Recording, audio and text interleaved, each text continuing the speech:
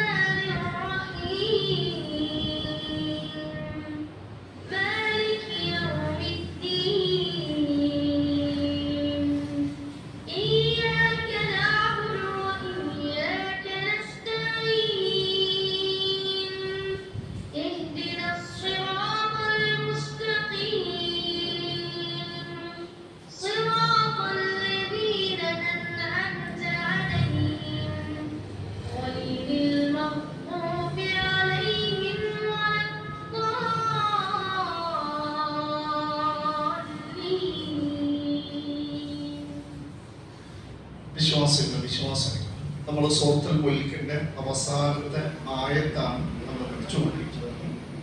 ഇതിൽ നമ്മളൊരു ക്ലാസ് എടുത്തു. വെള്ളവുമായി ബന്ധപ്പെട്ട അല്ലാഹു നമുക്ക് തന്ന ആ വലിയ അനുഗ്രഹത്തെ കുറിച്ച് നമ്മൾ കുറച്ച് കാര്യങ്ങൾ പറഞ്ഞു. കുറച്ചുകൂടി വലിയ ഒരു വിഷയമാണ് അല്ലാഹു ഈ അവസാനത്തെ ആയത്തിൽ പറഞ്ഞിട്ടുള്ളത്.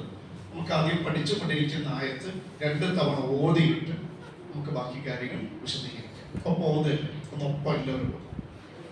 قل أرأيتم إن أصبح ماؤكم غورا فمن يأتيكم بماء معين. قل أرأيتم إن أصبح ماؤكم غورا فمن يأتيكم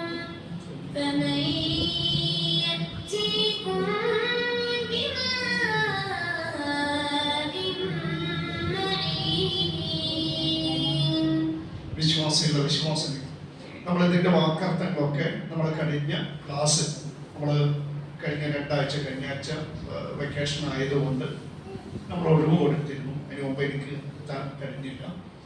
നമ്മളിതിന്റെ വാക്കർത്ഥങ്ങളൊക്കെ ഇതിന്റെ ആദ്യത്തെ ക്ലാസ് നമ്മൾ പറഞ്ഞിരുന്നു. ഈ ആയത്തിൽ അല്ലാഹു നമ്മൾ പറയുക മനുഷ്യന്മാർക്ക് മുഹമ്മദ് നബിയോട് പറഞ്ഞു കൊടുക്കാൻ പറയും. നിങ്ങൾ കണ്ടുപോകുന്ന വെച്ചാൽ നമ്മളോട് ചിന്തിക്കാൻ ആവശ്യപ്പെടും. നിങ്ങളുടെ വെള്ളം ഭൂമിയിലെ നമ്മൾ കുടിക്കാനും മറ്റുമൊക്കെ ഉപയോഗിക്കുന്ന ഭൂമിയിലെ ഈ വെള്ളം വറ്റിയതായി തീർന്ന ആരാണ് നിങ്ങൾക്ക് ഒഴുകുന്ന ഉറവ് വെള്ളം കൊണ്ടുവന്ന് തരിക? ഇത് മക്കയിലെ മുശ്രിക്കുകളോട് ചോദിക്കാൻ പറഞ്ഞതാണ്. അങ്ങനെ ഒരു ചോദ്യം മക്കയിലെ മുശ്രിക്കുകളോട് ചോദിച്ചാൽ അവർക്ക് എന്തല്ലാതെ മറുപടിയില്ല, അല്ലാഹുവിനെ കൊണ്ടല്ല ഈ വെള്ളം കൊണ്ടുവന്ന് തരാൻ കഴിയില്ല. പിന്നെ എന്തിനാണ് അല്ലാഹുവിൽ പങ്കു ചേർക്കുന്നത്? അല്ലാഹു സുബ്ഹാനഹു വ തആല നമുക്ക് വെള്ളമെന്ന വലിയ ഒരു അനുഗ്രഹത്തെ പറ്റി അല്ലാഹു ഉദ്ബോധിപ്പിക്കുക. നമ്മൾ കഴിഞ്ഞ ക്ലാസ്സിൽ വെള്ളം നമ്മുടെ ജീവൻ പ്രധാന ഘടകമാണ്. വെള്ളമില്ലാതെ ജീവനും ഭൂമിയിലെ ജീവിതവും നിലനിൽക്കില്ല എന്ന് നമ്മൾ പറയുകയുണ്ടായി. ഇപ്പൊ ഭൂമിയിലെ വെള്ളത്തിന്റെ ശുദ്ധജലത്തിന്റെ പ്രധാന സ്രോതസ് ഉറവിടം എന്നത് പ്രധാനമായും മഴയാണ്.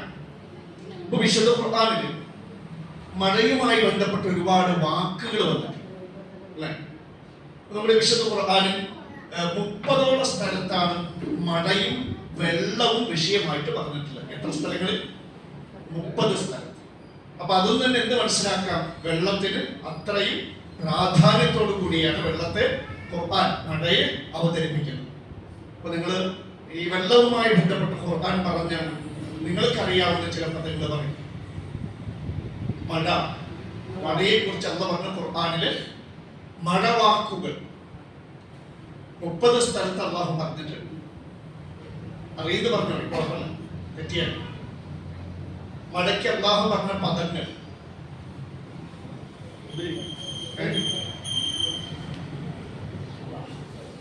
മഴയ്ക്ക് അള്ളാഹു പറഞ്ഞ ഖുർആന്റെ വാക്കുകൾ മഴ എന്നുള്ള റഹ്മത്താണെന്നുള്ള അതിന്റെ ഒരു ഗുണാണ് പറയുന്നത്. നമുക്കൊന്ന് പരിശോധിക്കാം ഇതിനൊരു ആവശ്യം. ഒന്ന് അള്ളാഹു മഴയെ കുറിച്ച് ഗൈസ് എന്ന് പറഞ്ഞിട്ട് സൂറത്തുൽ ശൂറയിലെ 28-ാമത്തെ ആയത്ത് وهو الذي ينزل الغيث من بعد ما قنطوا وهو الذي الله ينزل الغيث മഴയിറക്കുന്നവൻ മിൻ ബഅദി മാ ഖനതു അവർ നിരാശരായതിനു ശേഷം. അപ്പോൾ അവിടെ അള്ളാഹു മഴയ്ക്ക് ഗൈസ് എന്ന് പറഞ്ഞു. മഴ ശരിക്കും ഈ മഴ എല്ലാ കാലത്തും മഴക്കാലത്ത് പെയ്യുന്ന മഴക്ക് എന്ത് പറയില്ല? ഗൈസ് എന്ന് പറയില്ല. ഇവിടെ അള്ളാഹു മഴ ഈ ഗൈസ് എന്ന് പറഞ്ഞിട്ട് മിൻ ബഅദി മാ ഖനതു അവർ നിരാശരായതിനു ശേഷം, വെള്ളം കിട്ടാതെ വരൾച്ച കൊണ്ട് പൊറുതി പൊട്ടി നമ്മളൊക്കെ പറഞ്ഞില്ലേ അടവ് വേനലിൽ നമ്മളൊക്കെ പ്രാർത്ഥിച്ചു, അല്ലാഹുവേ നമ്മൾ കഴിഞ്ഞ വേനലിൽ ഓർമ്മണ്ടല്ലോ മഴ നൽകണേ ആഴ്ചകളോളം അങ്ങനെ കാത്തിരുന്ന് ഇപ്പത്തരുന്ന് പ്രതീക്ഷിച്ച് പെയ്യുന്ന മഴ, അതിനാണ് ഏത് പറയാ? ഗൈസ്. ക്ലിയർ ആയില്ലേ? ഇനി മഴക്ക് അല്ലാഹു ഖുർആനിൽ കൂടുതലായി പറഞ്ഞ വാക്ക് മാഉൻ. വഅൻസൽനാ മിനസ്സമാഇ മാഅ, നാം മുകളിൽ നിന്ന് അന്തരീക്ഷത്തിൽ നിന്ന് വെള്ളമിറക്കി. അപ്പൊ കോമൺ ആയിട്ട് കൂടുതലും അല്ല പറഞ്ഞതാണ് മാഉൻ, വെള്ളമിറക്കി എന്നാണ് പറഞ്ഞിട്ടുള്ളത്. പിന്നെ അല്ലാഹു സൂറത്തുൽ ബഖറയിലെ 19-ാമത്തെ ആയത്ത് ഓർമ്മണ്ടല്ലോ അല്ലേ? ഈ വാക്ക് അല്ലാഹു ഖുർആനിൽ മഴയെ പറ്റി പറഞ്ഞ മറ്റൊരു വാക്കാണ് സ്വയ്യിബ് എന്ന് പറയും. സ്വയ്യിബ് അല്ലെങ്കിൽ പോലെ സ്വയ്യിബിൻ, പെരുമഴ. മറക്കണ്ട, എന്താ പറഞ്ഞത്? പെരുമഴ. മിനസ്സമാഇ, മുകളിൽ നിന്ന്. അപ്പൊ അല്ലാഹു മഴയെ കുറിച്ച് എത്ര വാക്ക് പറഞ്ഞു? 3 പറഞ്ഞു. പിന്നെ അല്ലാഹു മഴയെ കുറിച്ച് സൂറത്തു ബഖറയിൽ തന്നെ പറഞ്ഞൊരു വാക്കാണ് കമസലി ജന്നത്തി, ഒരു തോട്ടം പോലെ, ബിറബുവത്തി, ഒരു മുകളിലുള്ള കുന്നിലുള്ള ഒരു തോട്ടം പോലെ. ആ കുന്നിലുള്ള തോട്ടത്തെ അസ്വാബഹ, അതിനെ ബാധിച്ചു വാബിൽ, കനത്ത മഴ. വാബിൽ എന്ന് പറഞ്ഞാൽ കനത്ത മഴ. അങ്ങനെ ആ കുന്നിലുള്ള തോട്ടത്തെ കനത്ത മഴ ബാധിച്ചാൽ കിട്ടിയ 2 ഇരട്ടി ഫലം കൊടുക്കും. ഈ കുന്നിലുള്ള തോട്ടത്തിന് ഫൈലം യുസിബഹ വാബിൽ, കനത്ത മഴ കുന്നിലുള്ള തോട്ടത്തിന് കിട്ടിയില്ലെങ്കിലും തൊല്ല് എന്ന് പറഞ്ഞ ചാറ്റൽ മഴ, എന്താ പറയും? ചാറൽ മഴ. അപ്പോഴെന്ത് ചെയ്യും? അതിന്റെ ഫലം നൽകും.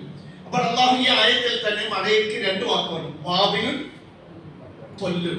വാബിൽ എന്ന് പറഞ്ഞതാണ് കനത്ത മഴ, തൊല്ലും എന്ന് പറഞ്ഞതാണ് നമ്മൾ ചാറൽ, ചെറിയ ചാറൽ മഴ.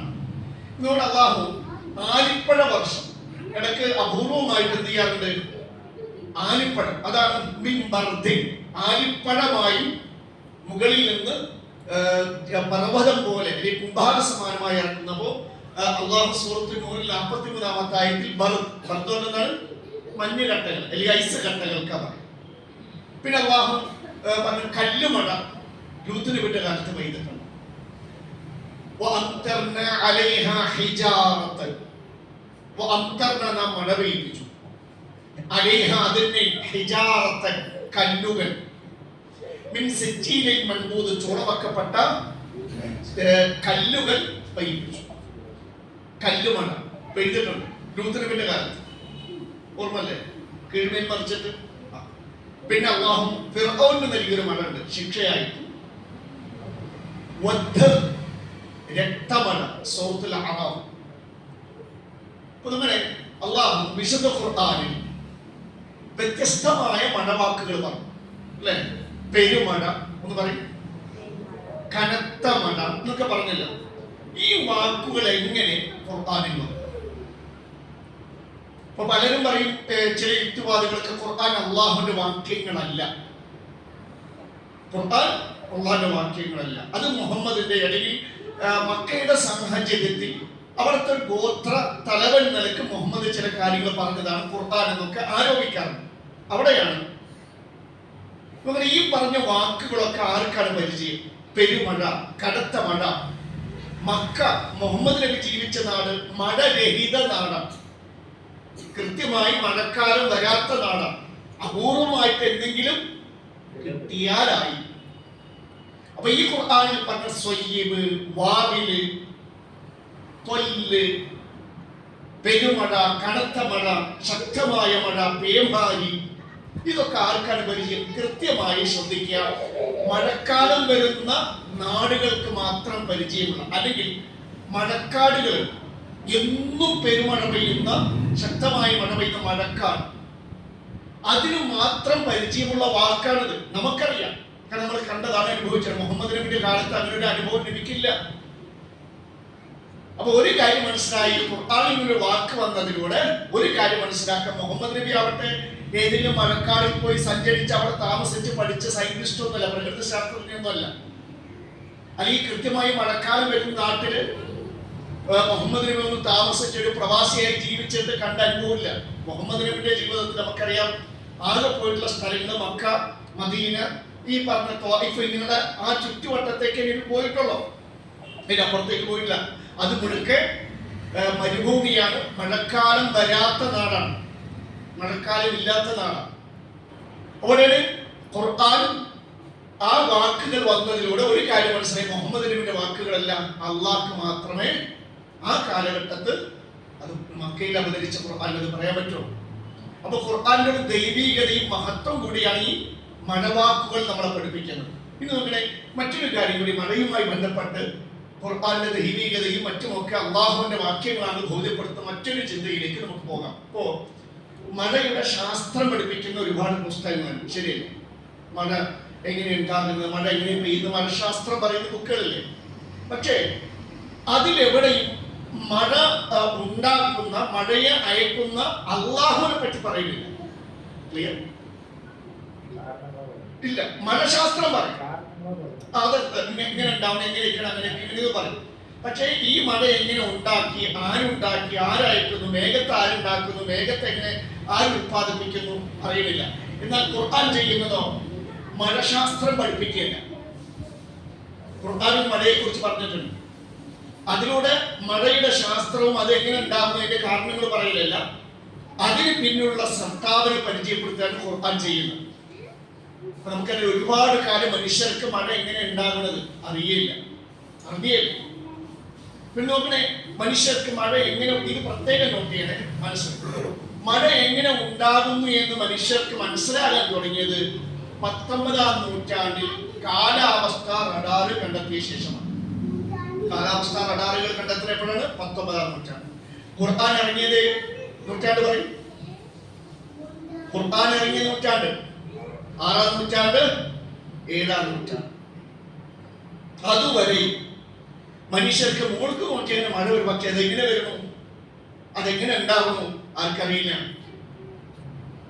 ഭൂമി ലോകത്ത് ഒരു മനുഷ്യർ കുഞ്ഞിനും അറിയില്ല, ആർക്കും അറിയില്ല.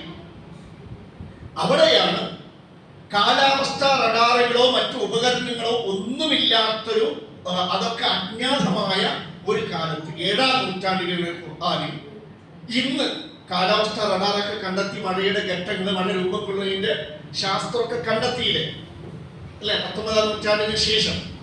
പക്ഷെ 7-ാം നൂറ്റാണ്ടിൽ ഇറങ്ങിയ ഖുർആനിൽ എങ്ങനെയാണ് ഇന്ന് കണ്ടെത്തിയ മഴയുടെ വിവിധ ഘട്ടങ്ങൾ വന്നത് മനസ്സിലായില്ല. 19-ാം നൂറ്റാണ്ടിലാണ് കാലാവസ്ഥ റഡാർ കണ്ടെത്തി. ക്ലിയർ ആയില്ലേ? വ്യക്തമായി തലക്ക് ചേർത്താവും. ഓക്കെ. ഇവിടെ അതിനുശേഷമാണ് മഴയുടെ ഘട്ടങ്ങളും എങ്ങനെ രൂപം കൊള്ളുന്നു എന്നൊക്കെ മനസ്സിലായത് മനുഷ്യർ. പക്ഷെ ഇതില്ലാത്തൊരു കാലമാണ് 7-ാം നൂറ്റാണ്ട്. ആ കാലത്തിറങ്ങി ഖുർആനിൽ എങ്ങനെയാണ് ഇന്ന് കണ്ടെത്തിയ അത്യാധുനിക ഉപകരണങ്ങളുടെ സഹായത്തോടെ കണ്ടെത്തിയ മഴയുടെ വിവിധ ഘട്ടങ്ങൾ ഇങ്ങനെ ഖുർആനിൽ വന്നു. വിശുദ്ധ ഖുർആൻ സൂറത്ത് റൂം 48, സൂറത്തുൽ നൂർ 43, സൂറത്തുൽ ഫാത്തിർ 9, സൂറത്തുൽ അഅറാഫ് 57, സൂറത്തുൽ ഫുർഖാൻ 48, 49, സൂറത്തുൽ ഹിജ്ർ 22. ചില മഴയുമായി മഴയുടെ രൂപം, മഴയുടെ ഘട്ടങ്ങളൊക്കെ പറയുന്ന ആയത്തുകളാണ് തന്നെ. ഇനിയുണ്ട് ഒരുപാട്, കുറച്ച് നോട്ട് ചെയ്തത് മാത്രം. ഈ ഖുർആന്റെ വചനങ്ങളിൽ പറഞ്ഞ കാര്യങ്ങൾ മനുഷ്യർ കണ്ടെത്തിയത് 19-ാം നൂറ്റാണ്ടിന് ശേഷം. പക്ഷെ ഇത് ഇറങ്ങിയത് 7-ാം നൂറ്റാണ്ട്. 7-ാം നൂറ്റാണ്ടിൽ ജീവിക്കുന്ന ഒരു മനുഷ്യന് ഭൂമിയിൽ ആർക്കും മഴ എങ്ങനെ ഉണ്ടാകുമെന്ന് അറിയില്ല. അപ്പൊ ഈ ആയത്തിൽ വന്നു. ആ കാലഘട്ടത്ത് ആർക്കല്ലാതെ, മഴയെ അയക്കുന്ന അള്ളാഹ്ക്കല്ലാതെ മഴയുടെ വിവിധ ഘട്ടങ്ങൾ പറയാൻ കഴിയില്ല. ഇപ്പൊ നമുക്ക് ഈ ആയത്തുകൾ കാറ്റിക്കുറിക്ക് മനസ്സിലാക്കുമെന്ന് ശാസ്ത്രം കണ്ടെത്തിയതും 19-ാം നൂറ്റാണ്ടിന് ശേഷം. പക്ഷെ 7-ാം നൂറ്റാണ്ടിൽ 6-ാം നൂറ്റാണ്ടിലെ ഖുർആനിൽ അള്ളാഹു മഴയുടെ ഘട്ടങ്ങൾ പറഞ്ഞതും സെയിമാണ്. ഒരു വേള ഖുർആൻ മുന്നേ നടന്നു, ശാസ്ത്രം പിന്നീട് ഖുർആൻ പറഞ്ഞിടത്തേക്ക് കണ്ടെത്തലായിട്ട് ഇങ്ങോട്ട് വരിക ചെയ്തു. അങ്ങനെ ഈ ആയത്തുകളൊക്കെ പരിശോധിക്കുമ്പോൾ മഴയ്ക്ക് 3 ഘട്ടങ്ങളുള്ളതായിട്ട് നമുക്ക് ഖുർആനിലൂടെ മനസ്സിലാക്കാൻ കഴിയും. ഒന്ന്, മഴയ്ക്ക് ആവശ്യമായ അസംസ്കൃത പദാർത്ഥങ്ങൾ ഏതൊക്കെയാണ്? നീരാവിയും മറ്റുമൊക്കെ അന്തരീക്ഷത്തിലേക്ക് ഉയർന്നു പോകുക എന്നുള്ളത് ഒന്നാമത്തെ ഘട്ടം. 2, അത് മേഘമായിട്ട് രൂപപ്പെടുക എന്നുള്ളത്. 3, മഴയായി പെയ്തിറങ്ങും. നിങ്ങൾ ആലോചിച്ചോക്കുന്ന ആധുനിക ഉപകരണങ്ങളുടെ സഹായത്തോടെ മാത്രം കണ്ടെത്താവുന്ന ഇത്തരം കാര്യങ്ങൾ അതൊന്നുമില്ലാത്ത, മാത്രമല്ല അരിഫ് എഴുതിയ വായിക്കാൻ അറിയാത്ത ആളാണ് മുഹമ്മദ് നബി. അക്ഷരാഭ്യാസം ഇല്ലാത്ത ആള് ഇങ്ങനെ എങ്ങനെ മുഹമ്മദ് നബിക്കത് അറിയും? അവിടെയാണ് വിശുദ്ധ ഖുർആൻ അല്ലാഹുവിന്റെ വാക്യങ്ങളാണ്. മുഹമ്മദ് നബി ഇഷ്ടത്തിന് പറഞ്ഞതല്ല. വമാ യൻതിഖു അനിൽ ഹവാ ഇൻ ഹുവ ഇല്ലാ വഹയ്യുൻ യൂഹാ. വമാ യൻതിഖു അനിൽ ഹവാ, മുഹമ്മദ് നബിയുടെ ഇഷ്ടത്തിന് പറയുന്നതല്ല ഖുർആൻ. ഇൻ ഹുവ ഇല്ലാ വഹയ്യുൻ യൂഹാ, ഖുർആൻ ഓരോന്നും വഹയിന്റെ അടിസ്ഥാനത്തിൽ, അള്ളാഹുവിന്റെ ദിവ്യബോധനത്തിന്റെ അടിസ്ഥാനത്തിൽ പറഞ്ഞതാണ്, അള്ളാഹുവിന്റെ വാക്യങ്ങളാണ്. ഇപ്പൊ നമ്മൾ ഒന്നുകൂടി നമുക്ക് മനസ്സിലാക്കാം. പണ്ട് ശാസ്ത്രം ഇങ്ങനെ മഴ ഇങ്ങനെ പഠിച്ചു വന്നു. അപ്പൊ നമ്മളൊക്കെ ആദ്യം മനസ്സിലാക്കിയത് കാറ്റും മഴയും നമ്മുടെ ബന്ധം എന്തായിരുന്നു? മഴയും കാറ്റും തമ്മിലുള്ള ബന്ധമായിട്ട് ആദ്യം ശാസ്ത്രം മനസ്സിലാക്കി വെച്ചത് ഖുർആൻ 7-ാം നൂറ്റാണ്ടിൽ പറഞ്ഞു വെച്ചിട്ടുണ്ട്. പക്ഷെ ശാസ്ത്രം കണ്ടെത്താൻ ഈ പറഞ്ഞ 19-20-ാം നൂറ്റാണ്ട് വരെയൊക്കെ കാത്തിരിക്കേണ്ടി വന്നു. അവിടെ ഖുർആന്റെ മുഅ്ജിസത്ത് മനസ്സിലാക്കാൻ, അമാനുഷികത മനസ്സിലാക്കാൻ നമ്മൾ പണ്ട് മനസ്സിലാക്കിയത് പറയും. ആദ്യം ശാസ്ത്രം കാറ്റും മഴയും നമ്മൾ ബന്ധമായിട്ട് പറഞ്ഞിരുന്നത് മേഘത്തെ പല നാടിലേക്ക് എത്തിക്കൽ മാത്രമാണ് കാറ്റിന്റെ ഡ്യൂട്ടി എന്നാണ്. പക്ഷെ അതല്ല, അത് മാത്രമല്ല, മഴ മേഘം ഉണ്ടാക്കുന്നത് തന്നെ കാറ്റാണ്. ഇപ്പൊ ശാസ്ത്രം കണ്ടെത്തി ശരിയാണ്, മഴമേഘം ഉൽപ്പാദിപ്പിക്കുന്നതിൽ പ്രധാന പങ്ക് കാറ്റിനാണ്. മനസ്സിലാക്കുക. 19-20 നൂറ്റാണ്ടിലാണ് കാറ്റാണ് മഴമേഘത്തെ ഉൽപ്പാദിപ്പിക്കുന്നത് കണ്ടെത്തി. പക്ഷെ 7-ാം നൂറ്റാണ്ടിൽ ഇറങ്ങിയ ആയത്താണ് ഇതിൽ അള്ളാഹ് കൃത്യമായിട്ട് പറയുന്നത് കാറ്റാണ് മഴമേഘത്തെ ഉണ്ടാക്കുന്നത്. അവിടെയാണ് ഖുർആൻ അള്ളാഹ് നമ്മൾ പഠിക്കുന്ന ഈ വചനങ്ങൾ, അള്ളാഹിന്റെ വാക്യങ്ങൾ, ആ ഒരു ബോധം, ആ അഭിമാന ബോധം, ഒരു അന്തസ് നമ്മുടെ മനസ്സിൽ ഉണ്ടാവണം. അപ്പോഴാണല്ലോ അത് കേൾക്കാൻ മനസ്സിലാക്കാൻ ഒരു ആവേശം. ഞാൻ പഠിക്കുന്ന അള്ളാഹിന്റെ വാക്യങ്ങളാണ്. ആ 1 മണിക്കൂർ 1.25 മണിക്കൂർ ഞാൻ ഇരിക്കുമെന്നൊരു യഖീൻ നമുക്ക് ഉണ്ടാകണ്ടേ?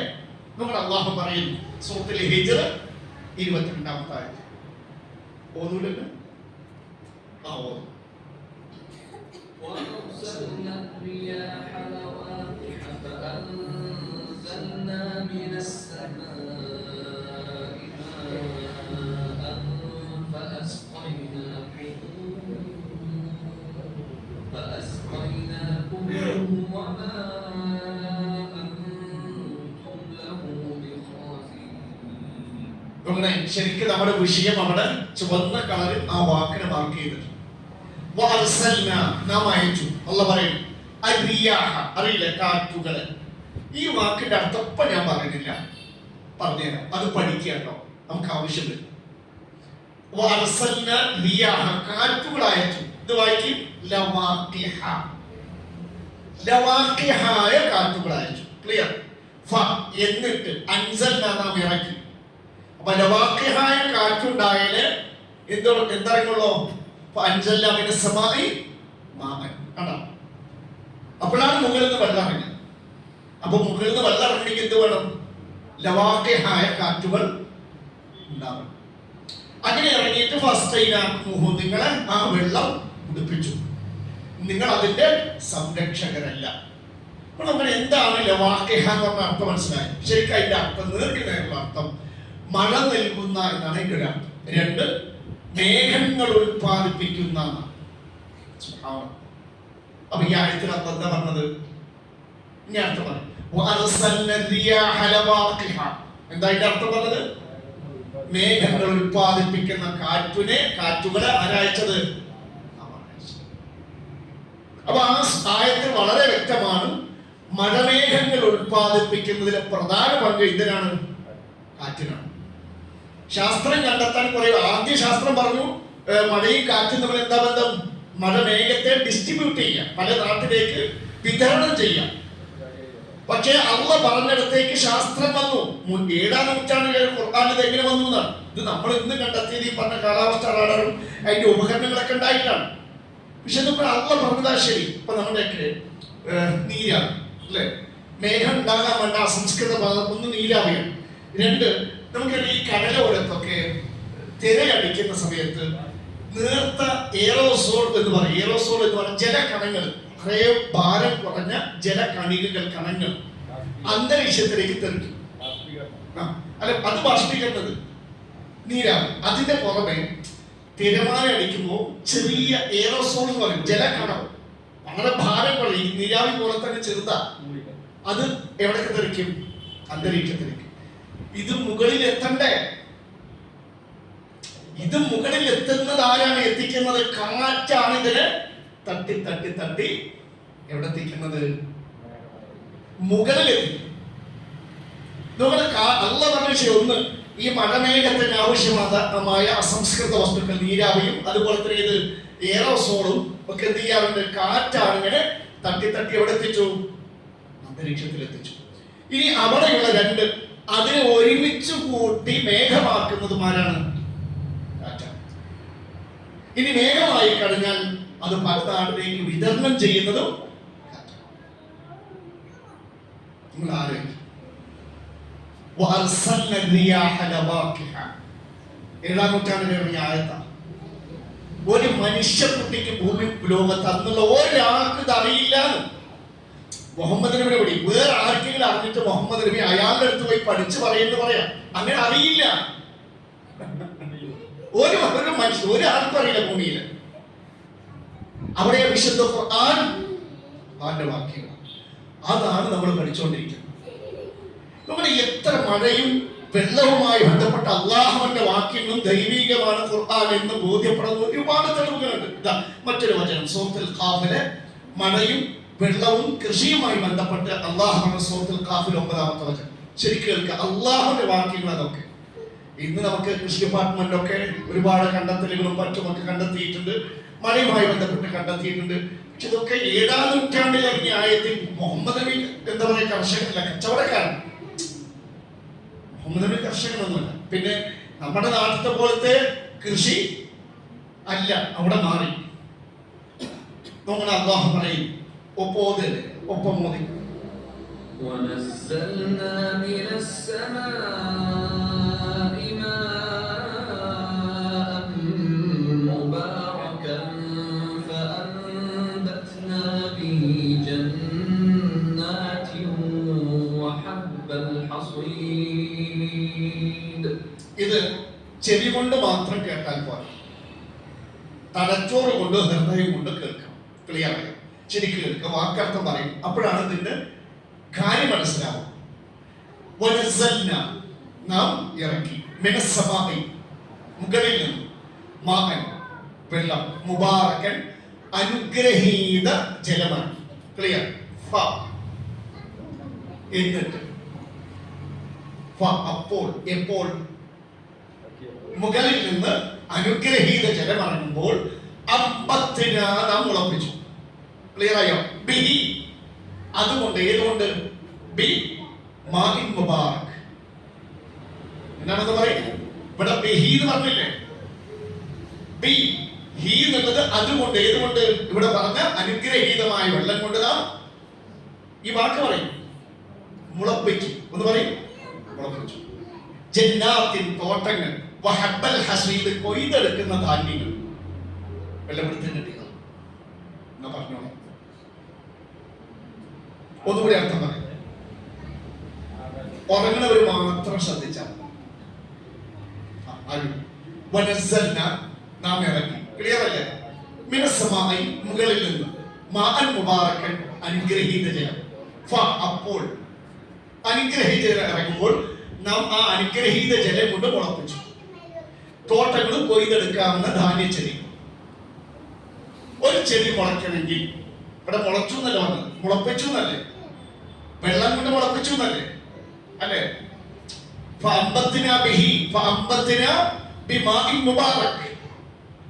ആ വെള്ളം കൊണ്ട്, മഴവെള്ളം കൊണ്ട് നാം മുളപ്പിച്ചു. ഒരു ചെടി മുളയ്ക്കണമെങ്കിൽ വെള്ളം മാത്രം മതിയോ? അതാണ് നമ്മുടെ വിഷയം. അതാണ് സൂക്ഷിച്ച് ഖുർആനിനെ ശരിക്ക് ആഴത്തിൽ പഠിക്കണം, ചിന്തിച്ച് പഠിക്കണം എന്നൊക്കെ പറഞ്ഞില്ലേ. നമ്മളിങ്ങനെ ഓടിച്ച അർത്ഥം മാത്രം വായിച്ചോളൂ, ഇതിന്റെ മഹത്വം മനസ്സിലാക്കിയിട്ടില്ല. എത്രയോ കേട്ടതല്ലേ? നമുക്ക് ആ മഴവെള്ളത്തിലൂടെ ചെടികളെയും മറ്റും അത് ഇറങ്ങുമ്പോൾ നാം മുളപ്പിച്ചു. ഒരു ചെടി മുളയ്ക്കാൻ വെള്ളം മാത്രം മതിയോ? പിന്നെന്ത് വേണം? വളം. അതല്ലേ എന്റെ കൂടെ മഴവെള്ളത്തിൽ ചെടി മുളയ്ക്കാൻ വേണ്ട വളവുമുണ്ട് എന്നല്ലേ പറഞ്ഞത്? അല്ലേ? പിടുത്തം കിട്ടിയില്ല അല്ലേ? കൂടുതൽ ചെടി മുളയ്ക്കുന്നത് മണ്ണിലല്ലേ? വെള്ളം മാത്രം പോരാ, മണ്ണിന് വളക്കൂറ് കിട്ടണം. ഇവിടെയാണ് മഴ അന്തരീക്ഷത്തിലൂടെ വരില്ലേ? ആ അന്തരീക്ഷത്തിൽ മനുഷ്യ ശരീരത്തിന് വേണ്ട ഒരുപാട് മൂലകങ്ങളുണ്ട്. അത് മണ്ണിലെത്തണം. എന്നിട്ട് ചെടികൾ അത് സ്വാംശീകരിക്കും. നമ്മൾ തിന്നുന്ന ഇല, തണ്ട്, കായ്കനികൾ നിക്ഷേപിക്കും. അത് മുളയ്ക്കണമെങ്കിലും മണ്ണിന്റെ വളക്കൂർ വർദ്ധിക്കണം. അപ്പൊ മഴവെള്ളം ഇങ്ങനെ അന്തരീക്ഷത്തിലൂടെ വരുമ്പോൾ മണ്ണിന്റെ വളക്കൂർ വർദ്ധിപ്പിക്കുന്ന കാൽസ്യം, മെഗ്നീഷ്യം, പൊട്ടാസ്യം എന്നീ മൂലകങ്ങളെ മഴവെള്ളം സ്വാംശീകരിക്കും. ക്ലിയർ? ഇനി ആയത്തൊന്ന് മതി. ക്ലിയർ? അപ്പൊ മഴവെള്ളം ഇറങ്ങുമ്പോഴത്തേക്കും വരുന്ന സമയത്ത് അന്തരീക്ഷത്തില് കാൽസ്യം ആർക്ക് വേണ്ടതാ? അപ്പൊ കാൽസ്യം കൂടിയാൽ എന്തുണ്ടാവും? ഡോക്ടർ പറയാ, എന്താ പറയാ? കാൽസ്യം കൂടിയാൽ പിടിച്ചിട്ട് മനസ്സിലായില്ല. സ്റ്റോണിന്റെ പെയിൻ അല്ലെ, മൂത്രക്കല്ല്. അപ്പൊ പറയും തൈര് ഒഴിവാക്ക്, അല്ലെ തക്കാളി ഒഴിവാക്ക് എന്നൊക്കെ പറയില്ലേ? നമ്മുടെ ശരീരത്തിൽ മെഗ്നീഷ്യം, പൊട്ടാസ്യം അല്ലെ, പൊട്ടാസ്യം പറഞ്ഞു അല്ലെ, പൊട്ടാസ്യം കയറ്റാൻ വേണ്ടി ഹോസ്പിറ്റലിൽ പൊട്ടാസ്യം കയറ്റുക. നമ്മൾ ശരിക്കും മനസ്സിലാക്കേണ്ട വിഷയമാണ് പൊട്ടാസ്യം. ഒരു ദ്രാവകം വെള്ളത്തിൽ കലക്കി കുടിക്കാൻ തരില്ലേ? ആദ്യം കുടിക്കുമ്പോൾ ഇളനീരിൻ്റെ ഒരു ടേസ്റ്റ് ഉണ്ടാവും അല്ലെ, പിന്നെ ഒരു ചവപ്പ കുടിക്കാൻ തോന്നില്ല. കുടിച്ചിട്ടില്ല, കുടിക്കേണ്ട അവസ്ഥ വരാതിരിക്കട്ടെ. എല്ലാം സസ്യങ്ങളിലുണ്ട്. അപ്പൊ നമ്മുടെ വിഷയത്തിലേക്ക് വരാം. അപ്പോഴത്തേയും ഈ മൂലകങ്ങളൊക്കെ മഴവെള്ളത്തിലുണ്ടാവും. ആ മഴവെള്ളം ഇവിടെ തട്ടുമ്പോഴോ മണ്ണിന് എന്തൊക്കെ കിട്ടി? വെള്ളം കിട്ടി, ചെടി മുളയ്ക്കാൻ വേണ്ട ഈ മൂലകങ്ങൾ കിട്ടി.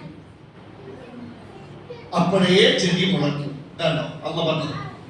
ഒന്നുകൂടി ഇങ്ങനെ പുതിയ ക്ലിയർ ആവും. അനുഗ്രഹീത ജലം മുകളിൽ നാം ഇറക്കി. അത് ഇറങ്ങിയപ്പോൾ കണ്ടോ, ഭൂമിയിൽ തട്ടിയപ്പോൾ അപ്പോൾ അമ്പത്തിനാബിഹി അതുകൊണ്ട് മുളപ്പിച്ചു. അപ്പൊ മുളയ്ക്കണമെങ്കിൽ തോട്ടം മുളപ്പിച്ചു, സസ്യങ്ങൾ മുളച്ചു. മുളയ്ക്കണമെങ്കിൽ മണ്ണിന്റെ വളക്കൂർ വർദ്ധിക്കുന്ന മൂലകങ്ങൾ വേണം. ആ വെള്ളം മാത്രമല്ല വരുന്നത്, നമ്മുടെ ശരീരത്തിന് വേണ്ട മൂലകങ്ങൾ ആ മഴവെള്ളത്തിൽ ഉണ്ടാവും. നമുക്ക് നേരിട്ട് അല്ലാതെ തരുന്നത് അത് മണ്ണിലെത്തി, മണ്ണിലെ സസ്യങ്ങളൊക്കെ വളക്കൂർ വർദ്ധിച്ചു, ചെടികൾ മുളയ്ക്കും. ആ മൂലകങ്ങളൊക്കെ വേരും മറ്റുമൊക്കെ വലിച്ചെടുത്ത് നമ്മൾ കഴിക്കേണ്ട വേര്, തണ്ട്, ഇലകള്, കായ്കനികളൊക്കെ ഉണ്ടാവും. നമ്മൾ കഴിക്കുമ്പോൾ നമുക്ക് എന്ത് കിട്ടി? നല്ല ആരോഗ്യം കിട്ടി. നിങ്ങൾ ആലോചിച്ച് നോക്കണേ, ഒരു വർഷം ഭൂമിയിൽ പെയ്യുന്ന മഴയിലൂടെ പ്രകൃതിദത്തമായ അല്ലാഹു 150 മില്യൺ ടൺ വളം ഓരോ വർഷവും ഭൂമിയിൽ നിക്ഷേപിക്കേണ്ടതാണ്. അല്ലാണ്ട് നമ്മളും നിക്ഷേപിച്ചുകൊണ്ട് മാത്രമല്ല അവിടെ ചെടികളും വൃക്ഷങ്ങളും ഉണ്ടാവണം. പ്രകൃതിദത്തമായ അല്ലാഹു ഇങ്ങനെ ഒരു വളപ്രയോഗം നടത്തിയിട്ടില്ലെങ്കിൽ എന്താ പറ്റുക? എന്റെ കൂടെ ഭൂമി കരിഞ്ഞുണങ്ങും. പിന്നെ ശ്വസിക്കാൻ വായുവില്ല, വെള്ളമില്ല, ഭക്ഷണമില്ല, ഒക്കെ പോയി. നമ്മുടെ റിസർച്ച് ചെയ്ത് കണ്ടെത്തി അന്നൊന്നും ഇത് ഒരാൾക്കും അറിയില്ല. ഇന്നൊക്കെ അതിനെപ്പറ്റി വലിയ പഠനങ്ങൾ നടക്കുന്നുണ്ട്, ഗവേഷണങ്ങൾ നടക്കുന്നുണ്ട്. ഇത് മുഹമ്മദ് നബി അറിയാമോ? മുഹമ്മദ് നബി അക്ഷരാഭ്യാസത്തിന്റെ ആളാ, എഴുതാനും വായിക്കാനും അറിയാത്ത ആളാ മുഹമ്മദ് നബി. അപ്പൊ ഇതൊക്കെ ഇങ്ങനെ ഖുർആൻ എന്ന് ചോദിച്ച ഒറ്റ ഉത്തരം തൻസീലും മിർ റബ്ബിൽ ആലമീൻ. ഖുർആനിലെ ഓരോ വാക്യങ്ങളും ആരിറക്കിയതാണ്? ലോകരക്ഷിതാവായ അള്ളാഹു ഇറങ്ങിയതാണ്. സത്യം. അതിന്റെ മറ്റൊരു ഉദാഹരണമാണ് ഈ കാണുന്നത്.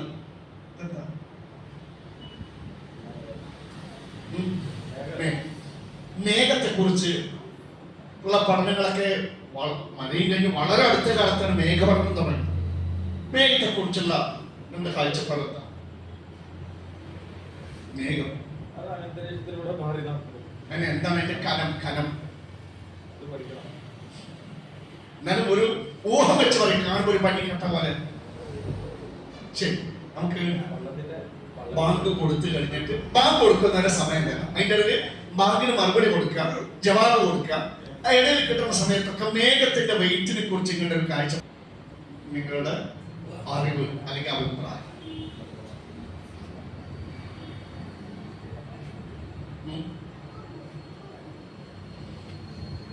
ഒന്നും തോന്നില്ല. ഇങ്ങനെ ഇങ്ങനെ ബൊമ്മളും സ്വർഗം ഇങ്ങനെ പാറി കളിക്കുന്നുണ്ട്. കാരണം പറഞ്ഞൊരു സാധനം തോന്നും. ജലാംശങ്ങളാണ്. നോക്കണേ, വിശുദ്ധ ഖുർആനിലെ സൂറത്തുൽ അഅറാഫ് 57-ാമത്തെ ആയത്ത്, സൂറത്തുൽ റഅദ് 12. മറക്കണ്ട, വീട്ടിൽ ചെന്നിട്ട് ഒന്നത് ഇങ്ങനെ ഈ ആയത്തുകളൊക്കെ ഒന്ന് മനഃപ്പാഠം പഠിച്ചു. ഇതൊക്കെ ഒരു ടിപ്സ് ആണ്. എന്തെങ്കിലും ഒരു സാഹചര്യത്തിൽ യുക്തിവാദികളെ കിട്ടുമ്പോൾ അവരിങ്ങനെ വായിക്കുക അള്ളല്ല ഖുർആൻ അള്ളാന്റെ വാക്യമല്ല എന്നൊക്കെയാണല്ലോ പറഞ്ഞു വെക്കുന്നത്. അപ്പൊ എങ്ങനെ ഇതൊക്കെ മുഹമ്മദ് നബിക്ക് മനസ്സിലായി? കാരണം മേഘപഠനം തുടങ്ങുന്നത് വളരെ അടുത്ത കാലത്ത്, ഇത് ഇറങ്ങുന്ന 7-ാം നൂറ്റാണ്ട്. അള്ളാഹ് പറയുന്നു, هو الذي يرسل الرياح بشرا بين يدي رحمته حتى إذا أقلت سحابا ثقالا. ആ അള്ളാഹു അത്ര മടക്കി അവന്റെ കാരുണ്യത്തിന്റെ മുന്നോടിയായി കാറ്റുകൾ അയക്കുന്നവൻ എന്ന് വെച്ചാൽ റഹ്മത്ത് ഉദ്ദേശിച്ച അവിടെ മഴയെ കുറിച്ചാണ്. കാറ്റുകൾ വഹിച്ചാൽ, എന്തിനു വഹിച്ചാൽ? സഹാബൻ സിഖാലൻ. എന്താണ്? ജലഭാരം കൊണ്ട് കനം തൂങ്ങിയ മേഘങ്ങളെ. അപ്പൊ അള്ളാഹു അവിടെ എന്താ പറഞ്ഞു വെച്ചത്? മേഘങ്ങൾ നമ്മൾ കരുതുന്നത് പോലെ ഭാരം കുറഞ്ഞ ഒന്നല്ല, ഒരുപാട് ഭാരം കൂടിയതാണ്. ജലഭാരം കൊണ്ട് കനം തൂങ്ങിയ മേഘങ്ങളാണ്, ഭാരിച്ച മേഘങ്ങൾ എന്നാണ് എൻ്റെ അർത്ഥം. അപ്പൊ നമ്മുടെ വിശുദ്ധ ഖുർആനിൽ അള്ളാഹു കൃത്യമായിട്ട് ഖുർആനിൽ 7-ാം നൂറ്റാണ്ട് ഖുർആനിൽ പറഞ്ഞു മേഘങ്ങൾ ഭാരം കൂടിയ ഒന്നാണ്. നമ്മുടെ മറ്റൊരു ആയത്ത്, ഹുവല്ലദീ യുരീകുൽ ബർഖ ഖൗഫൻ വതമഅ.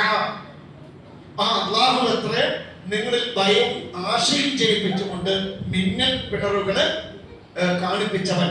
എന്നിട്ട് പറയും, അവൻ ഉത്പാദിപ്പിക്കുന്നു എന്താണ്? ഭാരം കൂടിയ ഭാരിച്ച മേഘങ്ങളെ ഉത്പാദിപ്പിച്ചു. ഇപ്പൊ നമ്മുടെ അള്ളാഹു പറഞ്ഞ എത്ര ശരിക്ക് മേഘങ്ങളെ കുറിച്ച് പഠിച്ചു വന്നപ്പോ മേഘങ്ങൾ അതീവ ഭാരമുള്ളതാണെന്ന് കണ്ടെത്താൻ കഴിയും. അപ്പൊ നമുക്കറിയാം, ഇപ്പോ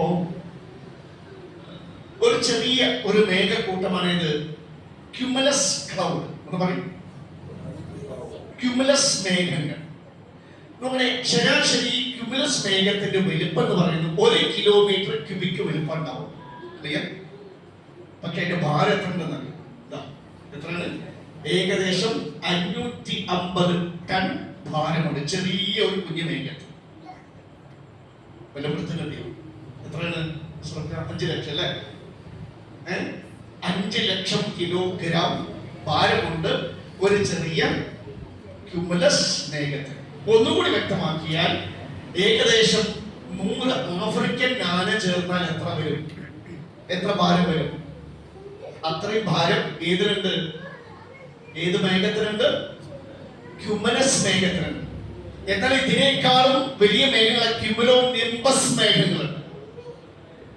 അതാണ് ഈ ഇടിയും മിന്നലോട് കൂടിയ ശക്തമായ മഴയൊക്കെ പെയ്യുന്ന ഇതിൽ നിന്നാണ്? ക്യുമുലോ നിംബസ് മേഘങ്ങളിൽ നിന്നാണ്. അപ്പൊ അതിന്റെ ഭാരം എത്ര ഉണ്ടാവും? ഇതൊക്കെ നമ്മൾ കണ്ടെത്തിയത് വളരെ അടുത്ത കാലത്ത്, പഠനം നടന്ന ശേഷം. ഒരു മനുഷ്യൻ അറിയില്ല. ഇവിടെയാണ് ഖുർആനിൽ പറഞ്ഞ വാക്കാൻ നമ്മൾ അടുത്ത പോലെ ഭാരമുള്ള മേഘം എന്ന് പറഞ്ഞില്ലേ? സൂറത്തുൽ റഅദിലും സൂറത്തുൽ അഅറാഫിലും അതേ വാക്കാണ് സയൻസും ശാസ്ത്രവും പറഞ്ഞ ഹെവി ക്ലൗഡ്സ്. ഖുർആൻ പറഞ്ഞ അതേ വാക്ക് ഹെവി ക്ലൗഡ്സ്, ഇത് ഭാരമുള്ള മേഘങ്ങൾ എന്നാണ് സയൻസും പറഞ്ഞത്. നമ്മുടെ 20-ാം നൂറ്റാണ്ടിലാണ് ശാസ്ത്രം മേഘങ്ങൾ രൂപം കൊള്ളുന്നതിനെ കുറിച്ചും മഴ വർഷിക്കുന്നതിനെ കുറിച്ചും ഒക്കെയുള്ള അത്ഭുതകരമായ വസ്തുതകൾ ധാരാളം മനസ്സിലാക്കുന്നത് കണ്ടെത്തൊക്കെ 20-ാം നൂറ്റാണ്ടിലാണ്. അങ്ങനെ ഹെവി ക്ലൗഡ്സ് എന്ന് ശാസ്ത്രം പറഞ്ഞ അതേ വാക്കാണ് സഹാബൻ ഫിഖാലൻ, ഭാരമുള്ള മേഘങ്ങൾ എന്ന് ഖുർആൻ പറഞ്ഞത് 7-ാം നൂറ്റാണ്ടിൽ. അതെങ്ങനെ 7-ാം നൂറ്റാണ്ടിൽ ജീവിച്ച മുഹമ്മദ് നബിക്ക് അറിയും? മുഹമ്മദ് നബിയുടെ കാലത്ത് ഇവിടെ കാലാവസ്ഥ റഡാറും, മുഹമ്മദ് നബിയുടെ കാലത്ത് അവിടെ ഇത് കണ്ടെത്താവുന്ന ഉപകരണങ്ങൾ, അത്യാധുനിക സംവിധാനങ്ങൾ അവിടെ പോട്ടെ. മുഹമ്മദ് നബിക്ക് വിദ്യാഭ്യാസം ഉണ്ടോ? ഇല്ലല്ലോ, വിദ്യാഭ്യാസമില്ല. പിന്നെ എങ്ങനെ മനസ്സിലായി? അവിടെയാണ് വിശുദ്ധ ഖുർആൻ മുഹമ്മദ് നബിയുടെ വാക്കല്ല, അത് ആരുടെ വാക്കാണ്? അല്ലാഹുവിന്റെ വാക്കാണ്. നമ്മൾ ഖുത്ബയിൽ എപ്പോഴും കേൾക്കാറില്ലേ? ഖുത്ബ തുടക്കത്തിൽ വരാറില്ല. അപ്പോ അതാ പ്രശ്നം. ഖതീബ് ആദ്യം ഹംദു സ്വലാത്തൊക്കെ ചൊല്ലിയിട്ട് അമ്മാ ബഅദ് ഫഇന്ന അസ്ദഖൽ ഹദീദി കിതാബല്ലാഹ്, അതൊക്കെ ശ്രദ്ധിക്കണ്ടേ? എത്ര കാലായി ഖതീബ് പെട്ടെന്ന് വരാണ്ടായി നിങ്ങൾക്ക് കാണാതെ കേൾക്കി പറയണ്ട. ഹംദു സ്വലാത്തൊക്കെ പന്ത്രണ്ട് ഖുത്ബയുടെ വാജിബല്ലത്, നിർബന്ധമായ കാര്യങ്ങളല്ലേ. പിന്നെ അവിടെ നമ്മൾ എല്ലാ ആഴ്ചയും അത് കേൾക്കാറുണ്ട്. ഫഇന്ന അസ്ദഖൽ ഹദീസി കിതാബല്ലാഹ്, ഏറ്റവും സത്യസന്ധമായ വാർത്ത ആരുടെ? ഏത് വാർത്തയാണ്? അള്ളാഹുവിന്റെ കിതാബിലേതാണ്, ഖുർആൻ. ഫഇന്ന വായിക്കുന്നതൊക്കെ നിങ്ങൾ കേട്ടോ എല്ലാ ആഴ്ച. ഫഇന്ന ഖൈറൽ ഹദീസി കിതാബല്ലാഹ്, ഏറ്റവും ഖൈറായ ഏറ്റവും ഗുണമുള്ള വർത്തമാനം എന്നത് അള്ളാഹുവിന്റെ കിതാബാണ്. വഖൈറുൽ ഹദീയി ഹദീ മുഹമ്മദ് സ്വല്ലല്ലാഹു അലൈഹി വസല്ലം, ഏറ്റവും നല്ല ചര്യ ആരുടെ ചര്യയാണ്? മുഹമ്മദിന്റെ. അപ്പൊ ഇപ്പൊ നമ്മൾ പഠിക്കുന്ന ഖുർആന്റെ വാക്യത്തിന്റെ മഹത്വം മനസ്സിലായി. അള്ളാഹിന്റെ വാക്യങ്ങൾ ഏറ്റവും സത്യസന്ധമായ വാർത്ത. ബാക്കിയുള്ളവർക്ക് എന്ത് ചെയ്യാം? തിരുത്തുകയും തിരുത്തപ്പെടുകയൊക്കെ ചെയ്യാം. നമ്മുടെ ഈ അള്ളാഹുവിന്റെ വാക്യങ്ങൾ കേൾക്കാനുള്ള അവസരം, പഠിക്കാനുള്ള അവസരം, അത് ഉൾക്കൊള്ളാനുള്ള അവസരം നമ്മൾ ഒരിക്കലും പാഴാക്കരുത്. അതിന് പരമാവധി പ്രയോജനപ്പെടുത്തണം. അതുകൊണ്ട് അള്ളാഹു പറയുന്നത്, ഈ ഖുർആൻ കേട്ട് എന്തുകൊണ്ട് നിങ്ങളുടെ മനസ്സിൽ ഭക്തി ഉണ്ടാകുന്നില്ല?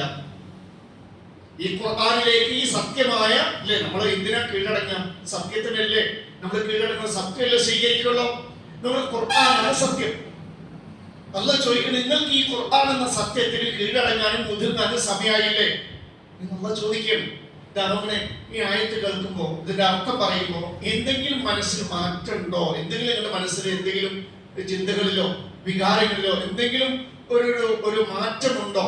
എന്തെങ്കിലും നിങ്ങളെ സ്വാധീനിക്കുന്നുണ്ടോ? നിങ്ങൾ ആലോചിച്ച് നോക്കട്ടോ. കാരണം ഇതുമായി ബന്ധപ്പെട്ട ഒരു കഥ കേൾക്കാൻ ഓതി. ഒപ്പം ألم يأن للذين آمنوا أن تخشع قلوبهم لذكر الله وما نزل من الحق ولا يكونوا كالذين أوتوا الكتاب من قبل فطال عليهم الأمد فقست قلوبهم وكثير منهم فاسقون.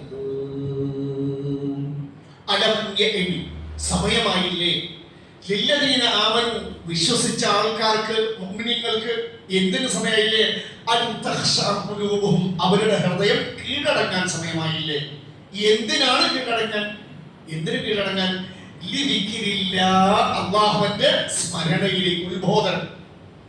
വമാ നസല മിനൽ ഹഖ്, അവതരിച്ചു കിട്ടിയ സത്യത്തിലേക്കും അല്ലാഹുവിന്റെ ഉത്ബോധനത്തിനും കീഴടങ്ങാൻ സമയമില്ലേ? സമയമില്ലേ? ഇപ്പൊ കീഴടങ്ങി പിന്നെ എപ്പോഴാ കീഴടങ്ങാൻ? കബറിൽ ചെന്നിട്ടോ? അതിന് സമയമില്ല. മരിക്കണിന് മുമ്പ് അതിന് കീഴടങ്ങി ജീവിക്കണം. എന്നിട്ട് അല്ലാഹു പറയാ, വലാ യകൂനു, നിങ്ങൾ ആകരുത് കല്ലദീന ഊതുൽ കിതാബ, ഖുർആൻ എന്ന വേദം നമുക്ക് കിട്ടില്ലേ? നമുക്ക് മുമ്പേ കുറേ ആൾക്കാർക്ക് മുൻ വേദം കൊടുത്തിട്ടുണ്ട് അല്ലെ? തൗറാത്ത്, ഇൻജീൽ, സബൂർ. വലാ യകൂനു കല്ലദീന ഊതുൽ കിതാബ മിൻ ഖബൽ, നിങ്ങൾക്ക് മുമ്പ് വേദം കൊടുത്തവരെ പോലെ ആകരുത്. ജൂതന്മാരെ നസാറാക്കളെ പോലെ ആകണ്ട. അവർക്ക് എന്താ പറ്റിയത്? വേദം കൊടുത്തു. നമുക്ക് എന്താ പോലെ അവരെന്ത് ചെയ്തു? ഫത്വാല അലൈഹിമുൽ അമദു, കുറെ കാലം ദീർഘിച്ചു. അത് ശ്രദ്ധിച്ചില്ല, അത് പഠിച്ചില്ല, അത് കേട്ടില്ല. അപ്പൊ എന്ത് സംഭവിച്ചു?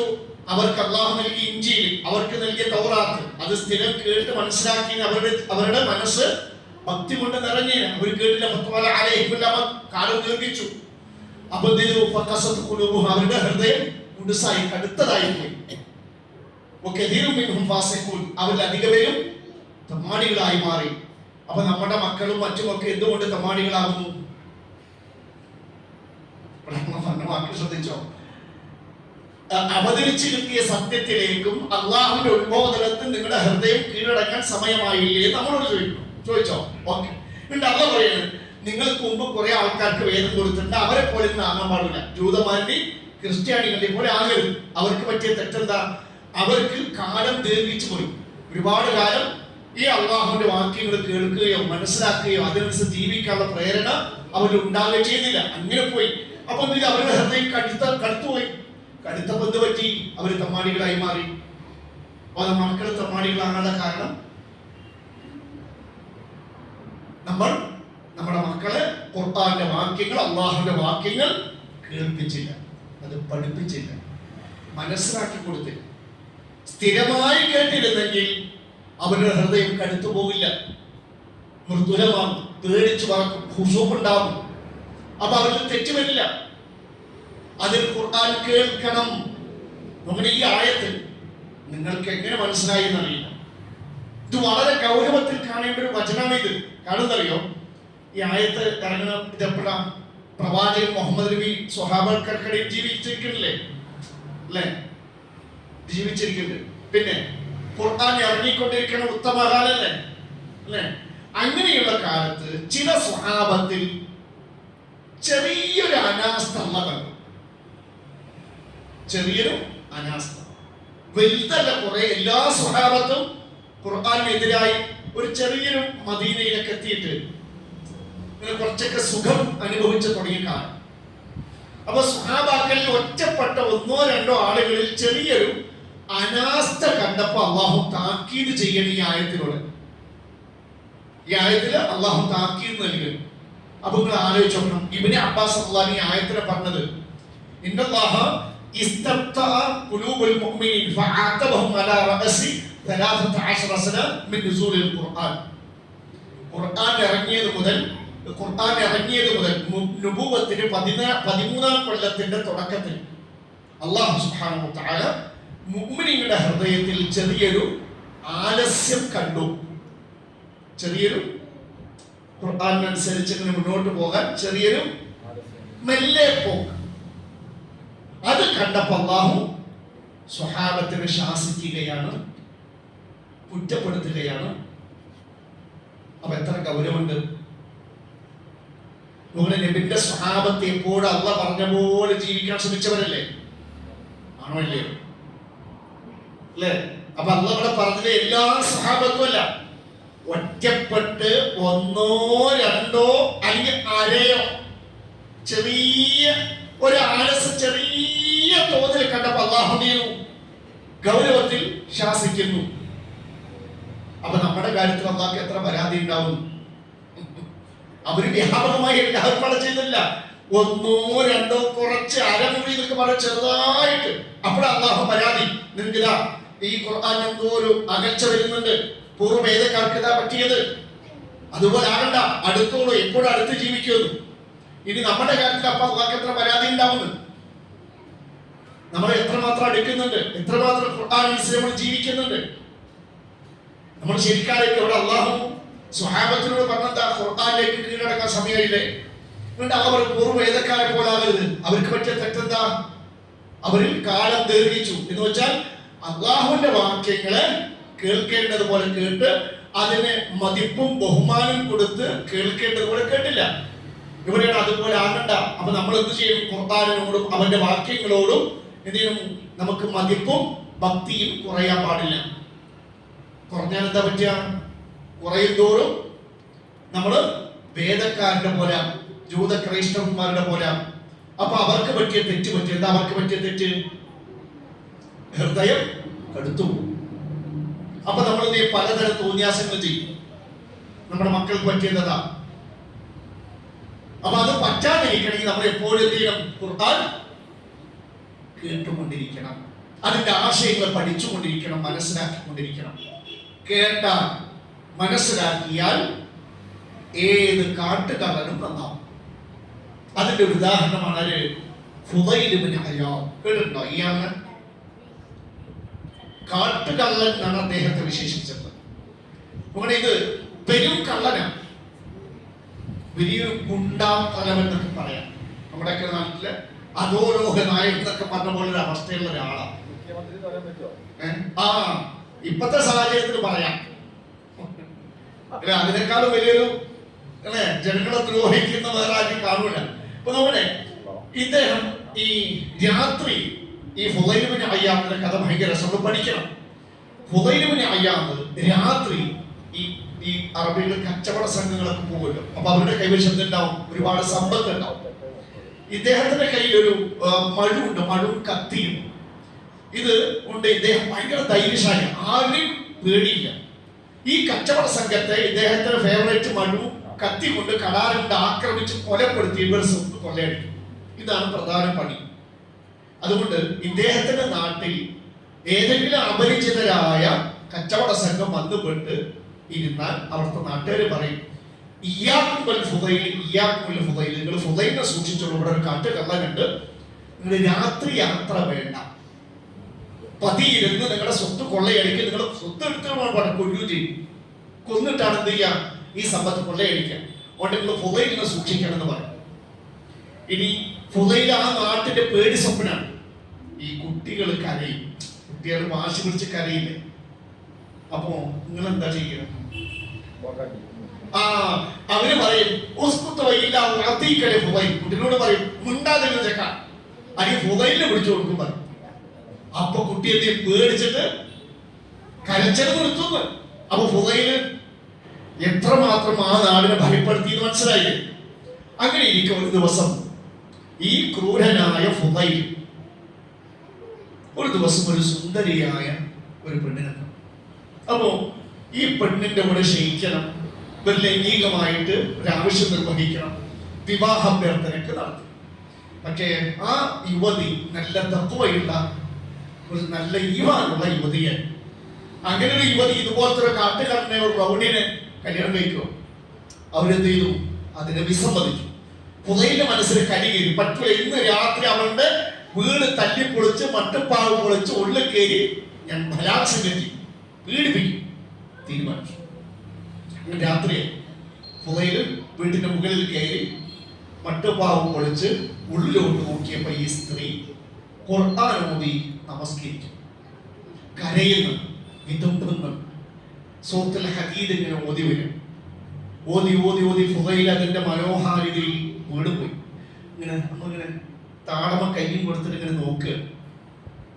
അപ്പൊ അങ്ങനെ ആ വനിത, ആ യുവതി ഓതി ഓതി, ഇപ്പൊ നമ്മൾ ഓതി ആയത്തല്ലേ, അതാ ഞാൻ ചോദിച്ചത് ഈ ആയത്തുകൾ എത്ര സ്വാധീനിച്ചു? ആ യുവതി ഓതി ഓതി ഓതി ഈ ആയത്തെത്തി ഓതി. ألم يأن للذين آمنوا أن تخشع قلوبهم لذكر الله وما نزل من الحق ولا يكونوا كالذين أوتوا الكتاب من قبل فطال عليهم الأمد فقست قلوبهم وكثير منهم فاسقون. ഈ ആയത്തെത്തിലും ഫുദൈല് പൊട്ടിക്കരയും. ഇതിന്റെ ചോദ്യം അല്ലാഹു എന്താണ് ചോദിച്ചത്? അല്ലാഹുവിന്റെ ഉത്ബോധനത്തിലേക്കും അവതരിച്ചു കിട്ടിയ ഖുർആനാകുന്ന സത്യത്തിനും കീഴ്പ്പെടാൻ സമയമായില്ല നിങ്ങൾക്ക്. ഫുദൈൽ മുകളിലേക്ക് നോക്കി,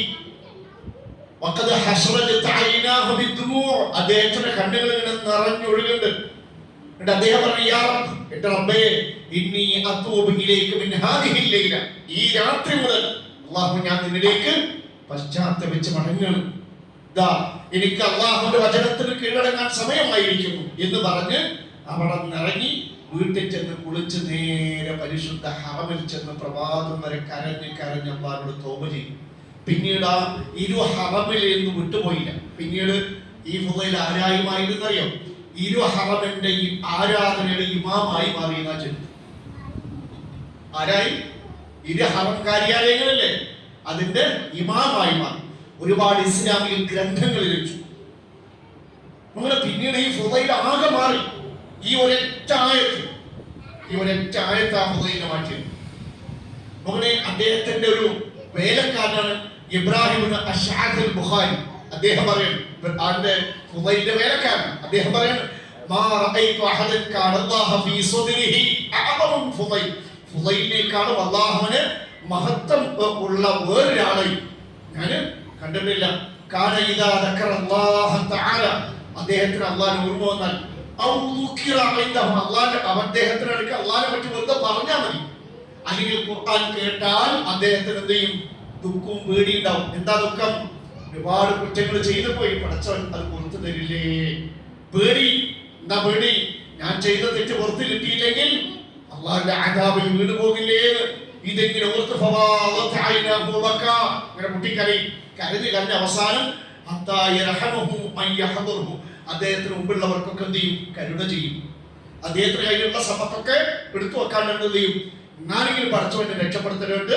കിട്ടിയ അരിയോ, അന്നത്തെ ആഹാരം, ഈത്തപ്പഴോ, ബാർലിയോ, ഗോതമ്പോ, മാവോ, എണ്ണയോ, അല്ലെങ്കിൽ ദിർഹമോ, ദീനാർ, എന്താണ് അതൊക്കെ എടുത്ത് കൊടുത്ത് പറഞ്ഞോളൂ. അങ്ങനെ അദ്ദേഹം എപ്പോഴും ദുഃഖിതനാണ്. എന്താ ദുഃഖം? ഒരുപാട് തെറ്റ് ചെയ്തില്ലേ, പുറത്ത് കിട്ടൂലേ എന്നുള്ള ദുഃഖവും ഭയത്തിൽ ജീവിച്ചു എന്നാണ്. ധാരാളം എപ്പോഴും ചിന്തിക്കാറുണ്ട് എന്നാണ്. എന്നാലും ഫുദൈലിനേക്കാൾ അല്ലാഹുവിനെ ആഗ്രഹിക്കുന്ന വേറൊരാളെയും ഞാൻ കണ്ടിട്ടില്ല. നിങ്ങൾ അദ്ദേഹം വീണ്ടും തുടരുകയാണ്. ഞങ്ങൾ അദ്ദേഹത്തിന്റെ സുഹൃത്തുക്കൾ ഒരു ജനാസന്റെ കൂടെ ഞങ്ങൾ അദ്ദേഹത്തിന്റെ കൂടെ ആരുടെ കൂടെ? ഫുദൈലിന്റെ കൂടെ പുറപ്പെട്ടാൽ ഈ ജനാസ കാണിച്ചു കൊടുത്തിട്ട് ചുറ്റുഭാഗത്തുള്ള ഒരു ഉപദേശം നടത്തും. അദ്ദേഹം കരയുണ്ടാവും. അദ്ദേഹം വാദം നടത്തുന്ന കണ്ട അദ്ദേഹം ടാറ്റ പറഞ്ഞു അദ്ദേഹത്തിന് തൂക്കിക്കൊള്ളാൻ കൊണ്ടുപോകുമ്പോൾ അവസാനം വിട പറയില്ലേ, അതുപോലെ എല്ലാവരോടും അദ്ദേഹം മരിക്കാൻ പോകുന്ന നിലക്കുള്ള സംസാരം കേട്ടവർക്ക് തോന്നാ അദ്ദേഹം മരിക്കാൻ പോകുകയാണ്. ആ രൂപത്തിൽ ഉപദേശിക്കാത്ര. ഇതൊക്കെ കബറൊക്കെ കഴിഞ്ഞാൽ അവിടെ നിൽക്കും.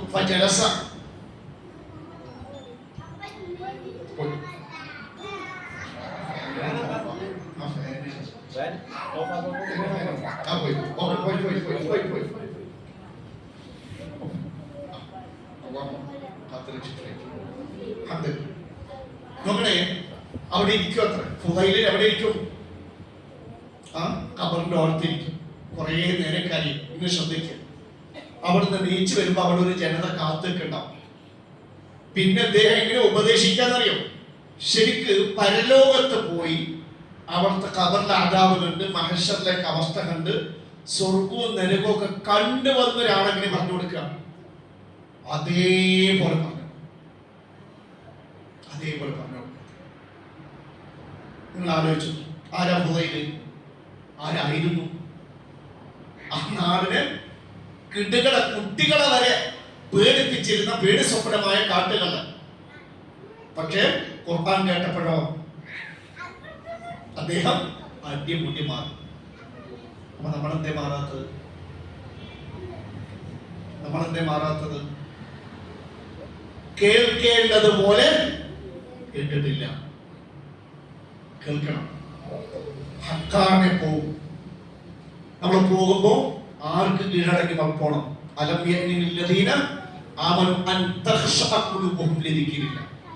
അള്ളാഹുവിന്റെ എല്ലാ വാക്യങ്ങൾക്കും കീഴടങ്ങിയിട്ട് പോണം.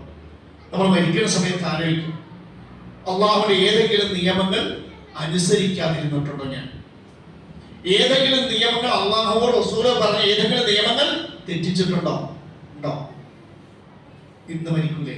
കഴിഞ്ഞ ദിവസം 2 ചെറുപ്പക്കാർ നിങ്ങളുടെ തൊട്ടടുത്തില്ല, നമ്മുടെ പടിപ്പാറ ബ്ലോക്കിന്റെ ഇടയിലാണ് മരിച്ചത്. 16 വയസ്സുള്ള ചെറുപ്പക്കാർ. അദ്ദേഹം അവരുടെ പാപങ്ങളും പുറത്ത് മാപ്പാക്കി കൊടുക്കട്ടെ. ഒരാളെന്നാ മരിച്ചത്. മരണം അങ്ങനെയാണ്. ഒരു നാൾ പോകും. പോകുമ്പോൾ നമ്മൾ ആലോചിക്കും എന്താണ് മരണമെങ്കിൽ അള്ളാന്റെ ഏതെങ്കിലും നിയമം തെറ്റിച്ചവരായിട്ടാണ് നമ്മൾ കീഴടങ്ങിയിട്ടില്ല. പൂർണ്ണമായി ഭാഗികമല്ലോ, പിന്നെന്താ കിട്ടുക? അതുകൊണ്ട് തിരുത്ത ഇന്ന് അള്ളാഹ് പശ്ചാത്തപിക്കുക. ഇനി മുതലുള്ള ജീവിതത്തിൽ ഖുർആൻ അനുസരിച്ച് മാത്രം എല്ലാം മുന്നോട്ട് കൊണ്ടുപോവുക. മരണം വല്ലാത്ത വേദനയാണ്. നമുക്കൊരു സന്തോഷം കാണും പിരിയുമ്പോൾ. നമ്മളൊക്കെ എവിടെ എത്തും? സ്വർഗത്തിലെത്തും. നമുക്ക് ആ വേർപാടിന്റെ വേദന അറിയണമെങ്കിൽ ഗസയിൽ ഒരു 3-4 മാസം മുമ്പ് ഈ സഹോദരിയുടെ 10 വർഷം കാത്തിരുന്നിട്ടാണ് അള്ളാഹു 2 ഇരട്ട കുട്ടികളെ കൊടുത്തത്. കുട്ടികൾ മരിച്ചു.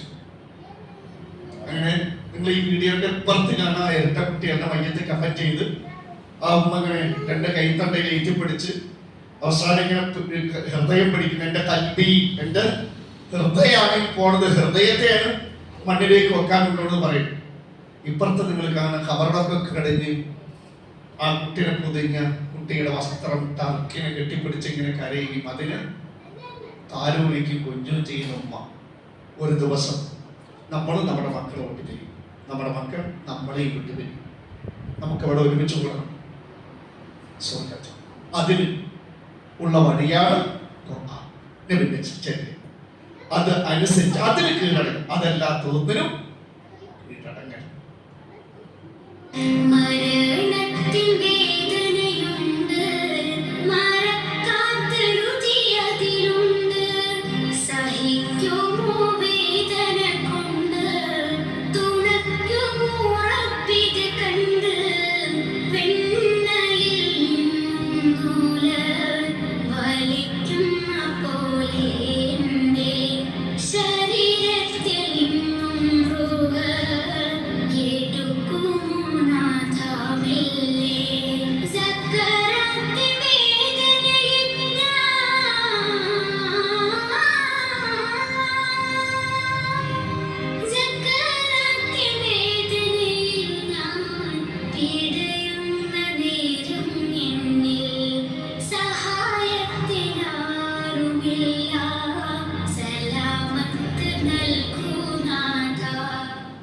സഹോദരങ്ങളെ, ഈ ഖുർആനാണ് സുബുലുസ്സലാം. അല്ലാഹു ഖുർആനിൽ അല്ലേ ഖുർആനെ പറ്റി പറഞ്ഞെന്താ? സുബുലുസ്സലാം, രക്ഷയുടെ വഴിയാണ്, രക്ഷയുടെ വഴി. ഇത് അല്ലാഹ് ഇറക്കി തന്നതാണ്. പരലോകത്ത് മരണാനന്തര യുഗത്തിൽ നമ്മുടെ ഖബർ സ്വർഗ്ഗാവണ്ടേ, നമ്മുടെ മക്കളുടെ ഖബർ സ്വർഗ്ഗാവണ്ടേ. മഹ്ശറിൽ ഇങ്ങനെ നിൽക്കും, ബേജാറില്ലാണ്ട് അർശിന്റെ ചോട്ടിൽ നിൽക്കണ്ടേ. പടച്ചോന് ആ സിറാത്ത് കടക്കുമ്പോൾ പടച്ചോനെ നേരെ താഴെ ആ ജഹന്നമിന്റെ മുകളിൽ ആ വഴിയുള്ളത്, അതിൽ വീഴാതെ പടച്ചോൻ തന്നെ അങ്ങോട്ട് കടത്തിത്തരണ്ടേ. പിന്നെ സാക്ഷാൽ അല്ലാഹുവിന്റെ കാലിൻ ചുവട്ടിൽ അർശിന്റെ ചുവട്ടിലുള്ള ജന്നാത്തുൽ ഫിർദൗസിൽ ജീവിക്കണ്ടേ. നമ്മൾ അവിടെ എത്താൻ, നമ്മളെ എത്തിക്കാൻ സ്നേഹനിധിയായ കരുണാവാരിധിയായ റബ്ബ് അല്ലാഹു നമുക്ക് ഇറക്കി തന്ന കാരുണ്യമാണ് ഖുർആൻ. അതിന്റെ നല്ലൊരു പഠിതാവാണ്. എന്ത് സംഭവിച്ചാലും ഖുർആൻ പഠനം നമ്മൾ മുടക്കരുത്. ഖുർആൻ പഠിക്കുകയും അതനുസരിച്ച് പ്രവർത്തിക്കുകയും ചെയ്താൽ നമുക്ക് ദുനിയാവിലും ആഖിറത്തിലും കിട്ടുന്ന 6 നേട്ടങ്ങളാണ് പറഞ്ഞിട്ട് അവസാനിപ്പിക്കുന്നത്. എന്താണ്? അസ്റുൽ അമൽ ബിൽ ഖുർആനിൽ കരീം, ഫളാഇൽ അൽ അമൽ ബിൽ ഖുർആൻ. ഖുർആൻ പോലെ ഖുർആൻ അനുസരിച്ച് പ്രവർത്തിച്ചാൽ അതിന്റെ ശ്രേഷ്ഠത, അതിന്റെ അടയാളങ്ങൾ, അതുകൊണ്ട് കിട്ടുന്ന നേട്ടങ്ങൾ. 1 അൽ ഹിദായത്ത് ഫി ദുനിയ വൽ ആഖിറ. ദുനിയാവിലും ആഖിറത്തിലും നമുക്ക് നേർവഴി. ദുനിയാവിലും നേർവഴി കിട്ടണം, അവിടെ സിറാത്ത് കടന്ന് സ്വർഗ്ഗം എത്തണം, അതിലേക്കുള്ള വഴിയൊക്കെ അമ്മ കാണിച്ചു തരും. 2 അർ-റഹ്മത്തു ഫി ദുനിയ വൽ ആഖിറ. ഖുർആൻ പഠിച്ച് പ്രവർത്തിക്കുന്നവർക്ക് ദുനിയാവിലും ആഖിറത്തും അല്ലാഹു എന്ത് കൊടുക്കും? റഹ്മത്ത് കൊടുക്കും. 3 അൽ ഫലാഹ് ഫി ദുനിയ വൽ ആഖിറ. ദുനിയാവിലും ആഖിറത്തിലും ഖുർആൻ പഠിച്ച് പ്രവർത്തിക്കുന്നവർക്കാണ്, അതനുസരിച്ച് ജീവിക്കുന്നവർക്ക് ദുനിയാവിലും ആഖിറത്തിലും വിജയം കൊടുക്കും. ലോകത്ത് മാത്രമല്ല ദുനിയാവിലും വിജയം തരും. നിങ്ങൾ വേണമെങ്കിൽ സൂറത്തുൽ അറാഫ് 157 ആയത്ത് പഠിച്ചാൽ മനസ്സിലാവും. 4 തക്ഫീർ സയ്യിആത്ത്. ഖുർആൻ പഠിച്ച് നിങ്ങൾ അതനുസരിച്ച് ജീവിച്ചാൽ സൂറത്തുൽ മുഹമ്മദ് 2 പറയുന്നത് പാപങ്ങൾ പുറത്തു വരും, തേടാതെ തന്നെ പുറത്തു വരുന്ന ഒരു വഴിയാണ്. 5 അസ്ലഹ ശഅനുഹു ഫി ദുനിയ വൽ ആഖിറ. സൂറത്തുൽ മുഹമ്മദ് 2 തന്നെ ദുനിയാവിലും ആഖിറത്തിലും നമ്മുടെ എല്ലാ കാര്യങ്ങളും അല്ലാഹു നന്നാക്കി തരും. ദുനിയാവിൽ നമ്മുടെ കാര്യങ്ങളൊക്കെ നന്നാവണ്ടേ, വേണ്ടേ? ആഖിറത്തിൽ നന്നാവണ്ടേ? അതിനെന്തോട് ഖുർആൻ പഠിച്ച് അതനുസരിച്ച് പ്രവർത്തിക്കണം. അൽ അമൽ ബിൽ ഖുർആൻ സബബുൽ ലിശഫാഅത്തി ഫിൽ ആഖിറ. നമ്മൾ ഖുർആൻ പഠിച്ച് അതുപോലെ പ്രവർത്തിച്ചാൽ പരലോകത്ത് നമ്മൾ പഠിച്ച് പ്രവർത്തിച്ച് ഈ ഖുർആൻ ആയത്ത് നമ്മൾ നരകത്തിൽ നിന്ന് രക്ഷപ്പെടുത്താൻ അള്ളാഹുവിനോട് ശുപാർശ ചെയ്യും. നമ്മളെ സ്വർഗത്തിൽ എത്തിക്കാൻ അള്ളാഹിനോട് സംസാരിക്കും. അള്ളാഹു കാത്തുരക്ഷിക്കും. അള്ളാഹു സുബ്ഹാനഹു വ തആലയുടെ മഹത്തായ അനുഗ്രഹമാണ് വെള്ളം. ആ വെള്ളത്തിലൂടെ, മഴയിലൂടെ അള്ളാഹുവിന്റെ വാക്യങ്ങളാണ് ഖുർആൻ നമ്മൾ മനസ്സിലാക്കി. അതിന്റെ മുഅ്ജിസത്ത്, അമാനുഷികത, അതിന്റെ ദൈവിക ഭാവം നമ്മൾ പറഞ്ഞു. ആ ഖുർആൻ അനുസരിച്ച് പ്രവർത്തിച്ചാൽ കിട്ടുന്ന നേട്ടങ്ങളാണ് നമ്മൾ പറഞ്ഞ് അവസാനിപ്പിച്ചത്. അള്ളാഹു അനുഗ്രഹിക്കുമാറാവട്ടെ. ഈ ആയത്തുമായി ബന്ധപ്പെട്ട് ഒരു ക്ലാസ് കൂടി, അത് വളരെ പ്രധാനപ്പെട്ടതാണ്, അവസാനത്തെ ക്ലാസ്സാണ്. സൂറത്തുൽ മുൽക്ക് അടുത്ത ക്ലാസ്സോടെ നമ്മൾ അവസാനിപ്പിക്കും. പക്ഷേ ഈ ആയത്തിന്റെ നേർക്കാഴ്ചയായിരിക്കും അടുത്ത ആഴ്ച നമ്മൾ കാണണം. ഇന്ന് നമ്മുടെ കേരളം വെള്ളത്തിന് പ്രയാസം തോന്നുന്നില്ലോ. പക്ഷേ 1-2 നാട് ഞാൻ കാണിച്ചു തരാം അടുത്ത ആഴ്ച, അടുത്ത ക്ലാസ്. നമ്മുടെ നാട് പോലെയല്ല. പക്ഷെ ഇന്ന് അവിടെ ഒരു ഡപ്പ, ഒരു 2 ലിറ്റർ ക്യാൻ്റെ വെള്ളം കിട്ടാൻ അവർക്ക് സഞ്ചരിക്കേണ്ട ദൂരം 500 കിലോമീറ്റർ. ഇവിടുന്ന് 500 കിലോമീറ്റർ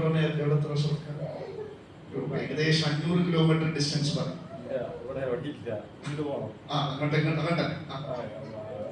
ഏകദേശം ഒരു 2 ലിറ്റർ വെള്ളം കിട്ടാൻ നിങ്ങൾക്ക് ബാംഗ്ലൂരിൽ 500 കിലോമീറ്റർ യാത്ര ചെയ്ത് അതെടുത്ത് തിരിച്ച് അപായിലായില്ലേ, എന്നിട്ട് വേണം വീട്ടിൽ ഭക്ഷണം പാചകം ചെയ്യാൻ. അങ്ങനത്തെ നാട്. പക്ഷെ ഇങ്ങനെ ആയിരുന്നില്ല, പറ്റിപ്പോയതാ. അള്ളാഹുവിന്റെ അനുഗ്രഹം കണ്ണുകൾ കൊണ്ട് കാണുന്ന ഒരു ക്ലാസ്സാണ് അടുത്തത്. ആരും ഒഴിവാക്കണം. ചിലപ്പോ അള്ളാഹു തൗഫീഖ് നൽകട്ടെ ആരൊക്കെ ജീവിക്കുന്നത്. അതേപോലെ നമ്മൾ നമസ്കാരത്തിന്റെ ഒരു കാര്യം പറഞ്ഞിട്ടാണ് അവസാനിപ്പിക്കാം. നമ്മൾ 8:10 നമുക്ക് അവസാനിപ്പിക്കാം. അതേപോലെ ഒരു കാര്യം കൂടി അറിയിക്കുക. നമ്മൾ ഈ വെള്ളിയാഴ്ച എന്നത് ക്ലാസ് മാറ്റി ബുധനാഴ്ചക്കൊന്ന് മാറ്റുക. ബുധനാഴ്ച ഇതേ സമയം ഒന്ന് മാറ്റുക. മഗ്‌രിബ് വിട്ടു നമ്മുടെ ഇശാ ബുധനാഴ്ച. അപ്പോൾ ഇന്ന് വെള്ളി, ശനി, ഞായർ, തിങ്കൾ, ചൊവ്വ, ബുധൻ. അപ്പൊ വരുന്ന ബുധനാഴ്ച നമുക്ക് തുടങ്ങാം. അപ്പൊ അത് റെഗുലർ ആയിട്ടാണ് വെള്ളിയാഴ്ച. അപ്പൊ വരാത്തവരോടൊപ്പം ഇത് പറയും. കാരണം എന്താ വെച്ചാൽ രണ്ടോ എന്റെ ഒരു സൗകര്യത്തിന് വേണ്ടിയിട്ടാണ്. പിന്നെ നമ്മുടെ ഈ മണ്ഡലത്തിലെ ദിക്ർ ഒക്കെ നമുക്ക് കേൾക്കേണ്ട ക്ലാസ്സാണ്. നല്ല പണ്ഡിതന്മാരാണ്. അപ്പൊ നമുക്ക് അതിൽ പങ്കെടുക്കും. അപ്പൊ അങ്ങനെ മറ്റു പല പരിപാടികളും വരുന്നതുകൊണ്ട് ഇത് നമുക്ക് കൂട്ടിമുട്ട്. അപ്പം ബുധനാഴ്ച ആകുമ്പോൾ വലിയ പ്രയാസമുണ്ട്. അപ്പൊ ഉറപ്പിച്ചല്ലേ ദിവസം മറ്റൊരു മാത്രമേ വെള്ളിയാഴ്ച കുത്തബയും നമ്മൾ കേൾക്കും. ഒരു ഭാഗം നമ്മൾ കേട്ടില്ലേ. അപ്പൊ അതൊന്ന് കിട്ടി നമ്മുടെ മനസ്സിൽ ബുധനാഴ്ച കൂടി കിട്ടുമ്പോൾ നമ്മുടെ ആ മനസ്സൊന്നും കൂടി പിന്നെ ഒരു ദിവസം വീണ്ടും നമ്മൾ കുത്തുബ വെക്കും. അപ്പൊ അൽഹംദുലില്ലാ. അപ്പൊ നമുക്കൊരു ദിവസങ്ങളിലാകുമ്പോൾ കുറച്ചുകൂടി നമ്മുടെ മനസ്സിന് ദീനി കേൾക്കാൻ, കൂടുതൽ കേൾക്കേണ്ട അവസ്ഥ വേണം. അതും കൂടി കണക്കാക്കിയിട്ടാണ്. അപ്പൊ അടുത്ത ക്ലാസ് എപ്പോഴാണ്? ബുധനാഴ്ച. നമ്മൾ പഠിച്ച ആയത്ത് ഓതി നമസ്കാരം നബിചരിത്രമല്ല ഒരു ഭാഗം 5 മിനിറ്റ് കൂടി പറഞ്ഞ അവസാനിപ്പിക്കും. ഒപ്പം قل أرأيتم إن أصبح ماؤكم غورا فمن يأتيكم بماء معين. നമ്മൾ നമസ്കാരത്തിൽ കൈ കെട്ടുന്നതാണ് നമ്മൾ പറഞ്ഞത് അല്ലേ. നമുക്കിനി കൈ കെട്ടിയ ശേഷം പ്രാരംഭ പ്രാർത്ഥന ദുആഉൽ ഇസ്തിഫ്താഹ്. നമ്മൾ കഴിഞ്ഞ ക്ലാസ്സിൽ ചോദിച്ചിരുന്നു ദുആഉൽ ഇസ്തിഫ്താഹ് സുന്നത്താണോ വാജിബാണോ എന്നൊക്കെ ചോദിച്ചിരുന്നു. നിങ്ങൾ അന്വേഷിച്ചോ? Very good. അതന്നെ അങ്ങനെ ഇബ്ൻ ബാസ് റഹ്മത്തുള്ളാഹി ഷെയ്ഖ് ഇബ്ൻ ബാസ് നമ്മൾ പഠിപ്പിക്കുന്നുണ്ട് ദുആഉൽ ഇസ്തിഫ്താഹ്. ദുആഉൽ ഇസ്തിഫ്താഹ് എന്താ മനസ്സിലായോ? നമ്മൾ തക്ബീറത്തുൽ ഇഹ്റാം ഫസ്റ്റ് നമ്മൾ തക്ബീറത്തുൽ ഇഹ്റാം കെട്ടിയ ഉടനെ ചെല്ലുന്ന ഒന്നാണ് പ്രാരംഭ പ്രാർത്ഥന. അങ്ങനെ അദ്ദേഹം പഠിപ്പിക്കുന്നു ദുആഉൽ ഇസ്തിഫ്താഹ് ലൈസ ബിവാജിബ്, വാജിബല്ല. നമ്മൾ പറയും വാജിബ് എന്നതാണ് നിർബന്ധമായ ഒന്നല്ല. എന്നാൽ സുന്നത്ത് മുസ്തഹബ് വളരെ നല്ല ഒരു സുന്നത്താണ്. അവർക്ക് ഒഴിവാക്കേണ്ട, നമ്മൾ ചൊല്ലണം. നമ്മൾ ചില സമയത്ത് തിരക്കോ മറ്റോ കാരണത്താൽ അല്ലെങ്കിൽ മറവി കൊണ്ടോ എന്തെങ്കിലും കാരണത്താൽ നമ്മൾ ദുആഉൽ ഇസ്തിഫ്താഹ് ചെല്ലാതെ നേരിട്ട് ഫാത്തിഹ ചൊല്ലി എന്ന് വിചാരിക്കുക. അത് ഉപേക്ഷിച്ചത് കൊണ്ട് നമസ്കാരം ബാത്തിലാവൂല. അത് നിഷ്ഫലമായി പോകില്ല. ലാ ഫീ നാഫില വലാ ഫീ ഫരീള. അത് ഫർദിലാവട്ടെ നാഫിലത്തായ സുന്നത്ത്, ഏത് നിർബന്ധ നമസ്കാരത്തിന് മുന്നും പിന്നൊക്കെയുള്ള നമസ്കാരത്തിലാവട്ടെ നമ്മൾ ഈ പ്രാരംഭ പ്രാർത്ഥന ഒഴിവാക്കുന്നത് കൊണ്ട് അതെന്ത് ചെയ്യില്ല, നമസ്കാരത്തെ നിഷ്ഫലമാക്കി. അപ്പൊ എന്താണ്? വാജിബല്ല, സുന്നത്തുൽ മുസ്തഹബ്, നല്ല ഒരു സുന്നത്താണ്. അപ്പൊ അത് ഒഴിവാക്കരുത്.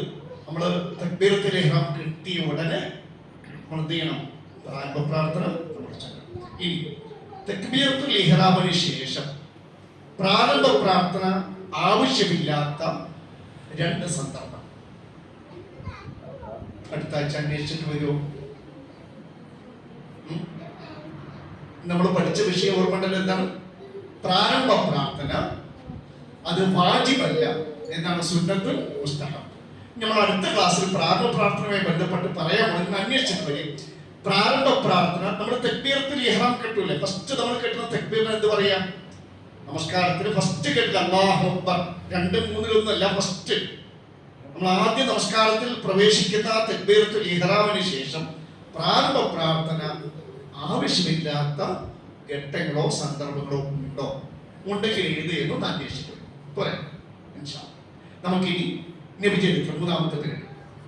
കഴിഞ്ഞ ക്ലാസ്സിൽ നമ്മൾ നബിചരിത്രത്തിൽ പറഞ്ഞത് നബിന്റെ നെഞ്ച് പിളർത്തിയ സംഭവം ഓർമ്മണ്ടല്ലോ. നബിന്റെ എത്രാമത്തെ വയസ്സിലാണത്? 4ാമത്തെ വയസ്സിൽ നെഞ്ച് പിളർത്തി ഹാർട്ട് മുറിച്ചെടുത്തു എന്നില്ല, പുറത്തെടുത്ത് അതിലൊരു ശൈത്താന്റെ ഒരു കറുത്ത ഒരു രക്തക്കട്ടെടുത്ത് കളഞ്ഞു. അത് ശൈത്താന്റെ അംശമാണ്, ശുദ്ധീകരിച്ചു, വീണ്ടും പൂർവ്വസ്ഥിതിയിലേക്കാക്കി. അപ്പോഴാണ് ഈ സംഭവം നടന്നു കഴിഞ്ഞപ്പോൾ ആണ് നമ്മുടെ മുഹമ്മദ് നബി ഇലാ ഉമ്മിഹിൽ ഹനൂൻ, സ്നേഹനിധിയായ ഉമ്മയിലേക്ക്, സ്വന്തം ഉമ്മയിലേക്ക് നബി മടങ്ങി. ഈ നെഞ്ച് പിളർന്ന സംഭവം ഉണ്ടായപ്പോൾ ഹലീമ അമ്മയ്ക്ക് ഭയങ്കര പേടിയാണ്. ആ വേഗം മുഹമ്മദ് നബിനെ ആരിലേക്ക് തിരിച്ചു കൊടുത്തു? ഇലാ ഉമ്മിഹി, സ്വന്തം ഉമ്മ. ആമനുമ്മക്ക് എത്ര സന്തോഷമായി ഉണ്ടാവില്ലേ? സ്വന്തം കുട്ടിയല്ലേ, 4 കൊല്ലം ഹലീമാബിന്റെ കയ്യിലാണ്. അങ്ങനെ കൊഞ്ചുന്നു, ലാളിക്കുന്നു, തലോടുന്നു. പക്ഷെ അത് അധികം കാലം നീണ്ടു തന്നില്ല. അങ്ങനെ 2 കൊല്ലം ഉമ്മയുടെ സ്നേഹവും വാത്സല്യവും നെഞ്ചോട് ചേർത്ത് അവനുമ്മ അങ്ങനെ നബിനെ കൊണ്ടു നടന്ന് കുഞ്ചിച്ചും കൂതി മാറിയില്ല. നബിക്ക് 6 വയസ്സായപ്പോ ആമന ഉമ്മാക്ക്, നബിന്റെ ഉമ്മാക്കൊരു കൂതി. ആര്? നബിന്റെ ഉപ്പ. ആമിന ഉമ്മയുടെ ഭർത്താവിന്റെ ഖബർ ഒന്ന് സന്ദർശിക്കണമെന്ന് ആഗ്രഹം. അങ്ങനെ കാരണവരായ നബിന്റെ വല്യപ്പ അബ്ദുൽ മുത്തലിബിനോട് കാര്യം ധരിപ്പിച്ചു. അബ്ദുൽ മുത്തലിബിന് സന്തോഷമായി, കാരണം സ്വന്തം മോനല്ലേ. അബ്ദുൽ മുത്തലിബിന്റെ മക്കളിൽ ഏറെ പ്രിയപ്പെട്ടവനായിരുന്നു നബിന്റെ ഉപ്പ. ആ തുടക്കത്തിൽ നമ്മള് അറക്കാൻ കൊണ്ടേ സംഭവിച്ച് നമ്മൾ പറഞ്ഞിരുന്നു. അങ്ങനെ അബ്ദുൽ മുത്തലിബിന് സന്തോഷമായിക്കോട്ടെ. അങ്ങനെ അവർ യാത്ര പുറപ്പെടുന്നു. ആരൊക്കെയാണുള്ളത്? നോക്കണേ, ആമിന, പിന്നെ നേതാവായിട്ട് ആര്? അബ്ദുൽ മുത്തലിബ്, പിന്നെ ഉമ്മു ഐമൻ, പിന്നീട് നബിന്റെ പോറ്റുമ്മയായി മാറിയ അവരുടെ വേലക്കാരിയായിട്ടുള്ള ഉമ്മു ഐമൻ, നമ്മുടെ നേതാവായിട്ട് അബ്ദുൽ മുത്തലിബ്. അങ്ങനെ ഏകദേശം അവർ 500 കിലോമീറ്റർ സഞ്ചരിച്ചു. നബിന്റെ ഉപ്പയുടെ ഖബറൊക്കെ കണ്ടു. 1 മാസത്തോളം അവരവിടെ തങ്ങി. അങ്ങനെ മടങ്ങി അവർക്ക് ഇങ്ങനെ മടങ്ങി വരുമ്പോഴാണ് അവർക്ക് രോഗം ബാധിച്ചു. ആർക്ക്? നബിന്റെ ഉമ്മാക്ക് രോഗം ബാധിച്ചു. രോഗം കഠിനമായി. അങ്ങനെ അവർ സഞ്ചരിച്ച് ആ സ്ഥലത്തിന്റെ പേര് അൽ-ലബ്വ. എന്താ സ്ഥലത്തിന്റെ പേര്?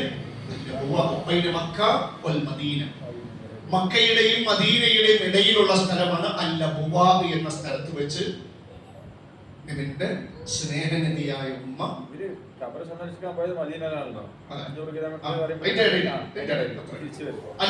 എന്നുള്ള സ്ഥലം അൽ-ലബ്വ. അവിടെ വെച്ചിട്ടാണ് ആമിനുമ്മ അങ്ങനെ പോകുമ്പോ അബ്ദുൽ മുത്തലിബും ഉമ്മയും അബ്ദുൽ മുത്തലിബിന്റെ ഹൃദയം ഇങ്ങനെ നബിനോടുള്ള സ്നേഹവും വാത്സല്യം, കാരണം ഒരു മുറിവ് ഉണങ്ങിയിട്ടില്ല. അതിന് മുമ്പ് സ്വന്തം പെറ്റുമ്മ പോയി. പിന്നീട് നടന്ന സംഭവങ്ങൾ അബ്ദുൽ മുത്തലിബ് നെഞ്ചോട് ചേർത്ത കുട്ടിനെ മക്കത്ത് കൊണ്ടുവന്ന് എങ്ങനെ വളർത്തി എന്ന് അടുത്ത ക്ലാസ്സിൽ കേൾക്കാം. അബ്ദുൽ മുത്തലിബിന്റെ മറ്റൊരു മക്കൾക്കും നൽകാത്തൊരു പവിത്രത. എന്തോ അബ്ദുൽ മുത്തലിബ് നബിനോടുള്ള ചില പെരുമാറ്റം കണ്ടാൽ അബ്ദുൽ മുത്തലിബിന് മുഹമ്മദ് നബി ഒരു റസൂലാകുമെന്നൊരു തോന്നൽ അദ്ദേഹത്തിന് ആ പേരിടുന്നതിൽ വരെ അങ്ങനെ പറഞ്ഞു. ഇനി അടുത്ത ആഴ്ച അബ്ദുൽ മുത്തലിബ് നബിനെ വളർത്തിയ ഒരു രംഗം അത് കേൾക്കുമ്പോൾ അബ്ദുൽ മുത്തലിബ് നബിക്ക് എത്ര പ്രാധാന്യം കൊടുത്തു എന്ന് മനസ്സിലാവും. ഇൻഷാ അല്ലാഹ് അബുവാബ് എന്ന സ്ഥലത്ത് മരിച്ചു. അവിടെ മക്കയുടെ മദീനയിടയിൽ അവിടെ കബറടക്കി. നീ അവിടെ നിൽക്കുകയാണ്. ഇനി അവിടെ നിങ്ങളുടെ നടത്തവും യാത്രകളൊക്കെ അടുത്ത ക്ലാസ്സുകളാണ്. ഇൻഷാ അല്ലാഹ് സുബ്ഹാനഹു വ തആല നമ്മുടെയൊക്കെ ജീവിതത്തിൽ വന്നുപോയ എല്ലാ പാപങ്ങളും അല്ലാഹു അവന്റെ റഹ്മത്ത് കൊണ്ട് പുറത്തു മാറ്റാൻ. അല്ലാഹുവേ, ഞങ്ങളുടെ പ്രിയപ്പെട്ട മാതാപിതാക്കളോട് കനിവും കാരുണ്യവും കാണിക്കുക. അവരുടെ പാപങ്ങൾ പുറത്തു. അല്ലാഹുവേ, ഞങ്ങളുടെ മക്കളെ സ്വലിഹായ മക്കളാക്കി നീ പരിപാലിക്കണം. അല്ലാഹുവേ, ഈ സദസ്സിൽ ഹാജരായ ഓരോരുത്തർക്കും ധാരാളം ധാരാളം ഖൈറും ബർക്കത്തും നൽകണം. അല്ലാഹുവേ, ഞങ്ങളുടെ കൂട്ടത്തിൽ പലരും പ്രിയപ്പെട്ട പലരും മരിച്ചുപോയി. അല്ലാഹുവേ, ഞങ്ങളുടെ കൂട്ടത്തിൽ മരണപ്പെട്ടു പോയ ഓരോരുത്തർക്കും അല്ലാഹുവേ നീ പാപമോചനം നൽകണം. കഴിഞ്ഞ ദിവസം എനിക്കൊരു പിതൃതുല്യനായ ഒരാളാണ് കബീർ സാഹിബ്. ഖത്തറിലാണ് ഒരു ഫാമിലിയോടുള്ളത്. തൃശ്ശൂരാണ് സ്വദേശം. ഒരുപാട് ജീവകാരുണ്യ പ്രവർത്തനങ്ങളൊക്കെ മുന്നിൽ നിന്ന ആളാണ്. നമ്മുടെ യതീമക്കളെയൊക്കെ സംരക്ഷിക്കുന്നതിൽ യതീമക്കൾക്കും വിധവർക്ക് മാത്രം 6-7 വീട് അദ്ദേഹം കെട്ടിക്കൊടുത്തു. ഒരുപാട് പള്ളികൾ അദ്ദേഹം കെട്ടിക്കൊടുത്തു. ഒരുപാട് സദഖത്തുൽ ജാരിയക്ക് കയ്യും മെയ്യും മറന്ന് സദഖ ചെയ്തൊരു മഹാനായ വ്യക്തി. അദ്ദേഹം കഴിഞ്ഞ ദിവസം മരണപ്പെടുകയാണ്. അല്ലാഹുവേ, അദ്ദേഹത്തിന്റെ പാപങ്ങൾ നീ പുറത്തു കൊടുക്കുക. അദ്ദേഹത്തിന്റെ ഖബർ സ്വർഗത്തിന്റെ പൂങ്കാവനമാക്കി കൊടുക്കുക. അല്ലാഹുവേ, അദ്ദേഹം ചെയ്തു വെച്ച ഓരോ സൽക്കർമ്മവും സ്വലിഹായ അമലായി കബൂലാക്കുക. അദ്ദേഹത്തിന്റെ സ്വതക്കത്ത് ജാരിയിലൂടെ അല്ലാഹു ധാരാളം പ്രതിഫലം അദ്ദേഹത്തിന്റെ ഖബറിലേക്ക് നീ എത്തിച്ചു കൊടുക്കുക. അല്ലാഹുവേ, കഴിഞ്ഞ ദിവസം ഞങ്ങളുടെ തൊട്ടടുത്ത് 2 കുട്ടികൾ മരണപ്പെടുകയില്ല. ഒരാളുടെ ഖബറടക്കം 2 ദിവസം മുമ്പ് കഴിഞ്ഞു. ഇന്ന് ഒരു കുട്ടിയുടെ ഖബറടക്കം നടക്കില്ല. നാളെയാണ് ഏപ്രിൽ അല്ലല്ലോ തോന്നുന്നു. അല്ലാഹുവേ, ആ കുട്ടികൾക്ക് അല്ലാഹുവേ പാപങ്ങൾ പുറത്തു കൊടുക്കുക. അവരുടെ ഖബർ സ്വർഗമാക്കി കൊടുക്കുക. ഞങ്ങളുടെ ഇടയിൽ നിങ്ങളുടെ പലരും മരിച്ചു പോയിട്ടുണ്ട്. ഞങ്ങളുടെ ഉമ്മ, ഞങ്ങളുടെ ഉപ്പ, ഞങ്ങളുടെ സഹോദരങ്ങൾ, ഞങ്ങളുടെ ബന്ധുക്കൾ അല്ലാഹുവേ ഒരു മണ്ണറയിലാണ്, നിന്റെ ലോകത്താണ്. അവർക്ക് പുറത്തു കൊടുക്കണമെന്നത് അല്ലാഹുവേ അവരോട് കനിവും കാരുണ്യവും കാണിക്കുക. ഞങ്ങളെയും അവരെയും ജന്നാത്തിൽ ഫിർദൗസിൽ ഒരുമിച്ച് ഈ സദസ്സിൽ ഹാജരായ ഓരോരുത്തർക്ക് ധാരാളം ധാരാളം ഖൈറും ബർക്കത്തും നൽകണം. റബ്ബനാ ആതിനാ ഫിദ്ദുനിയ ഹസന വഫിൽ ആഖിറതി ഹസനതൻ വഖിനാ അദാബന്നാർ വസല്ലല്ലാഹു അലൈഹി വസല്ലം. 2 കാര്യം. ഒന്ന്, നമ്മൾ MSMന്റെ ഹൈസക് ഒക്ടോബർ 20 നമ്മുടെ പ്രസന്നലക്ഷ്മി നാൾ, അതിന്റെ മുന്നോടിയായി നമ്മുടെ ഇവിടുത്തെ മക്കളൊന്ന് സജ്ജീകരിക്കാൻ വേണ്ടി ഒന്ന് ഒരുക്കം കൂട്ടണം. അപ്പോ നാളെ ഇശയ്ക്ക് ശേഷം നമ്മുടെ മക്കൾക്ക് വേണ്ടിയിട്ടൊരു ക്ലാസ്, നമ്മുടെ അസ്ലം സലാഹിയാണ് ക്ലാസ് എടുക്കുന്നത്. അപ്പൊ എല്ലാ മക്കളെയും പറഞ്ഞു വിടണം.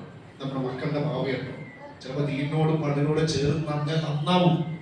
അല്ലാഹു കാത്തിരിക്കട്ടെ. 2, നമ്മുടെ ക്ലാസ് ഇനി അടുത്ത ക്ലാസ് എപ്പോഴാണ് മറക്കണ്ട. അപ്പൊ അത് കുറെ വരാത്തവരുണ്ടാവും.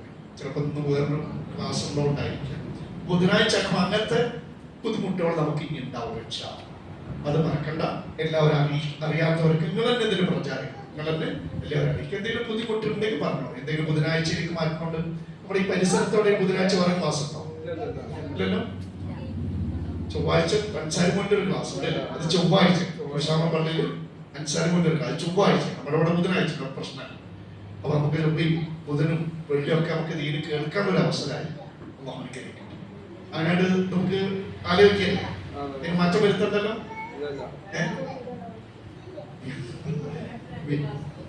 വ്യാഴം ഉണ്ടാവും.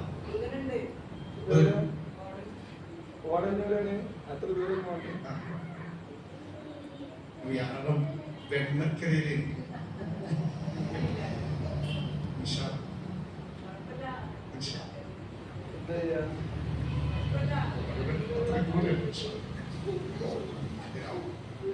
നമുക്ക് നടത്തി നോക്കാം. ചെറിയ മാറ്റങ്ങൾ അറിയാം.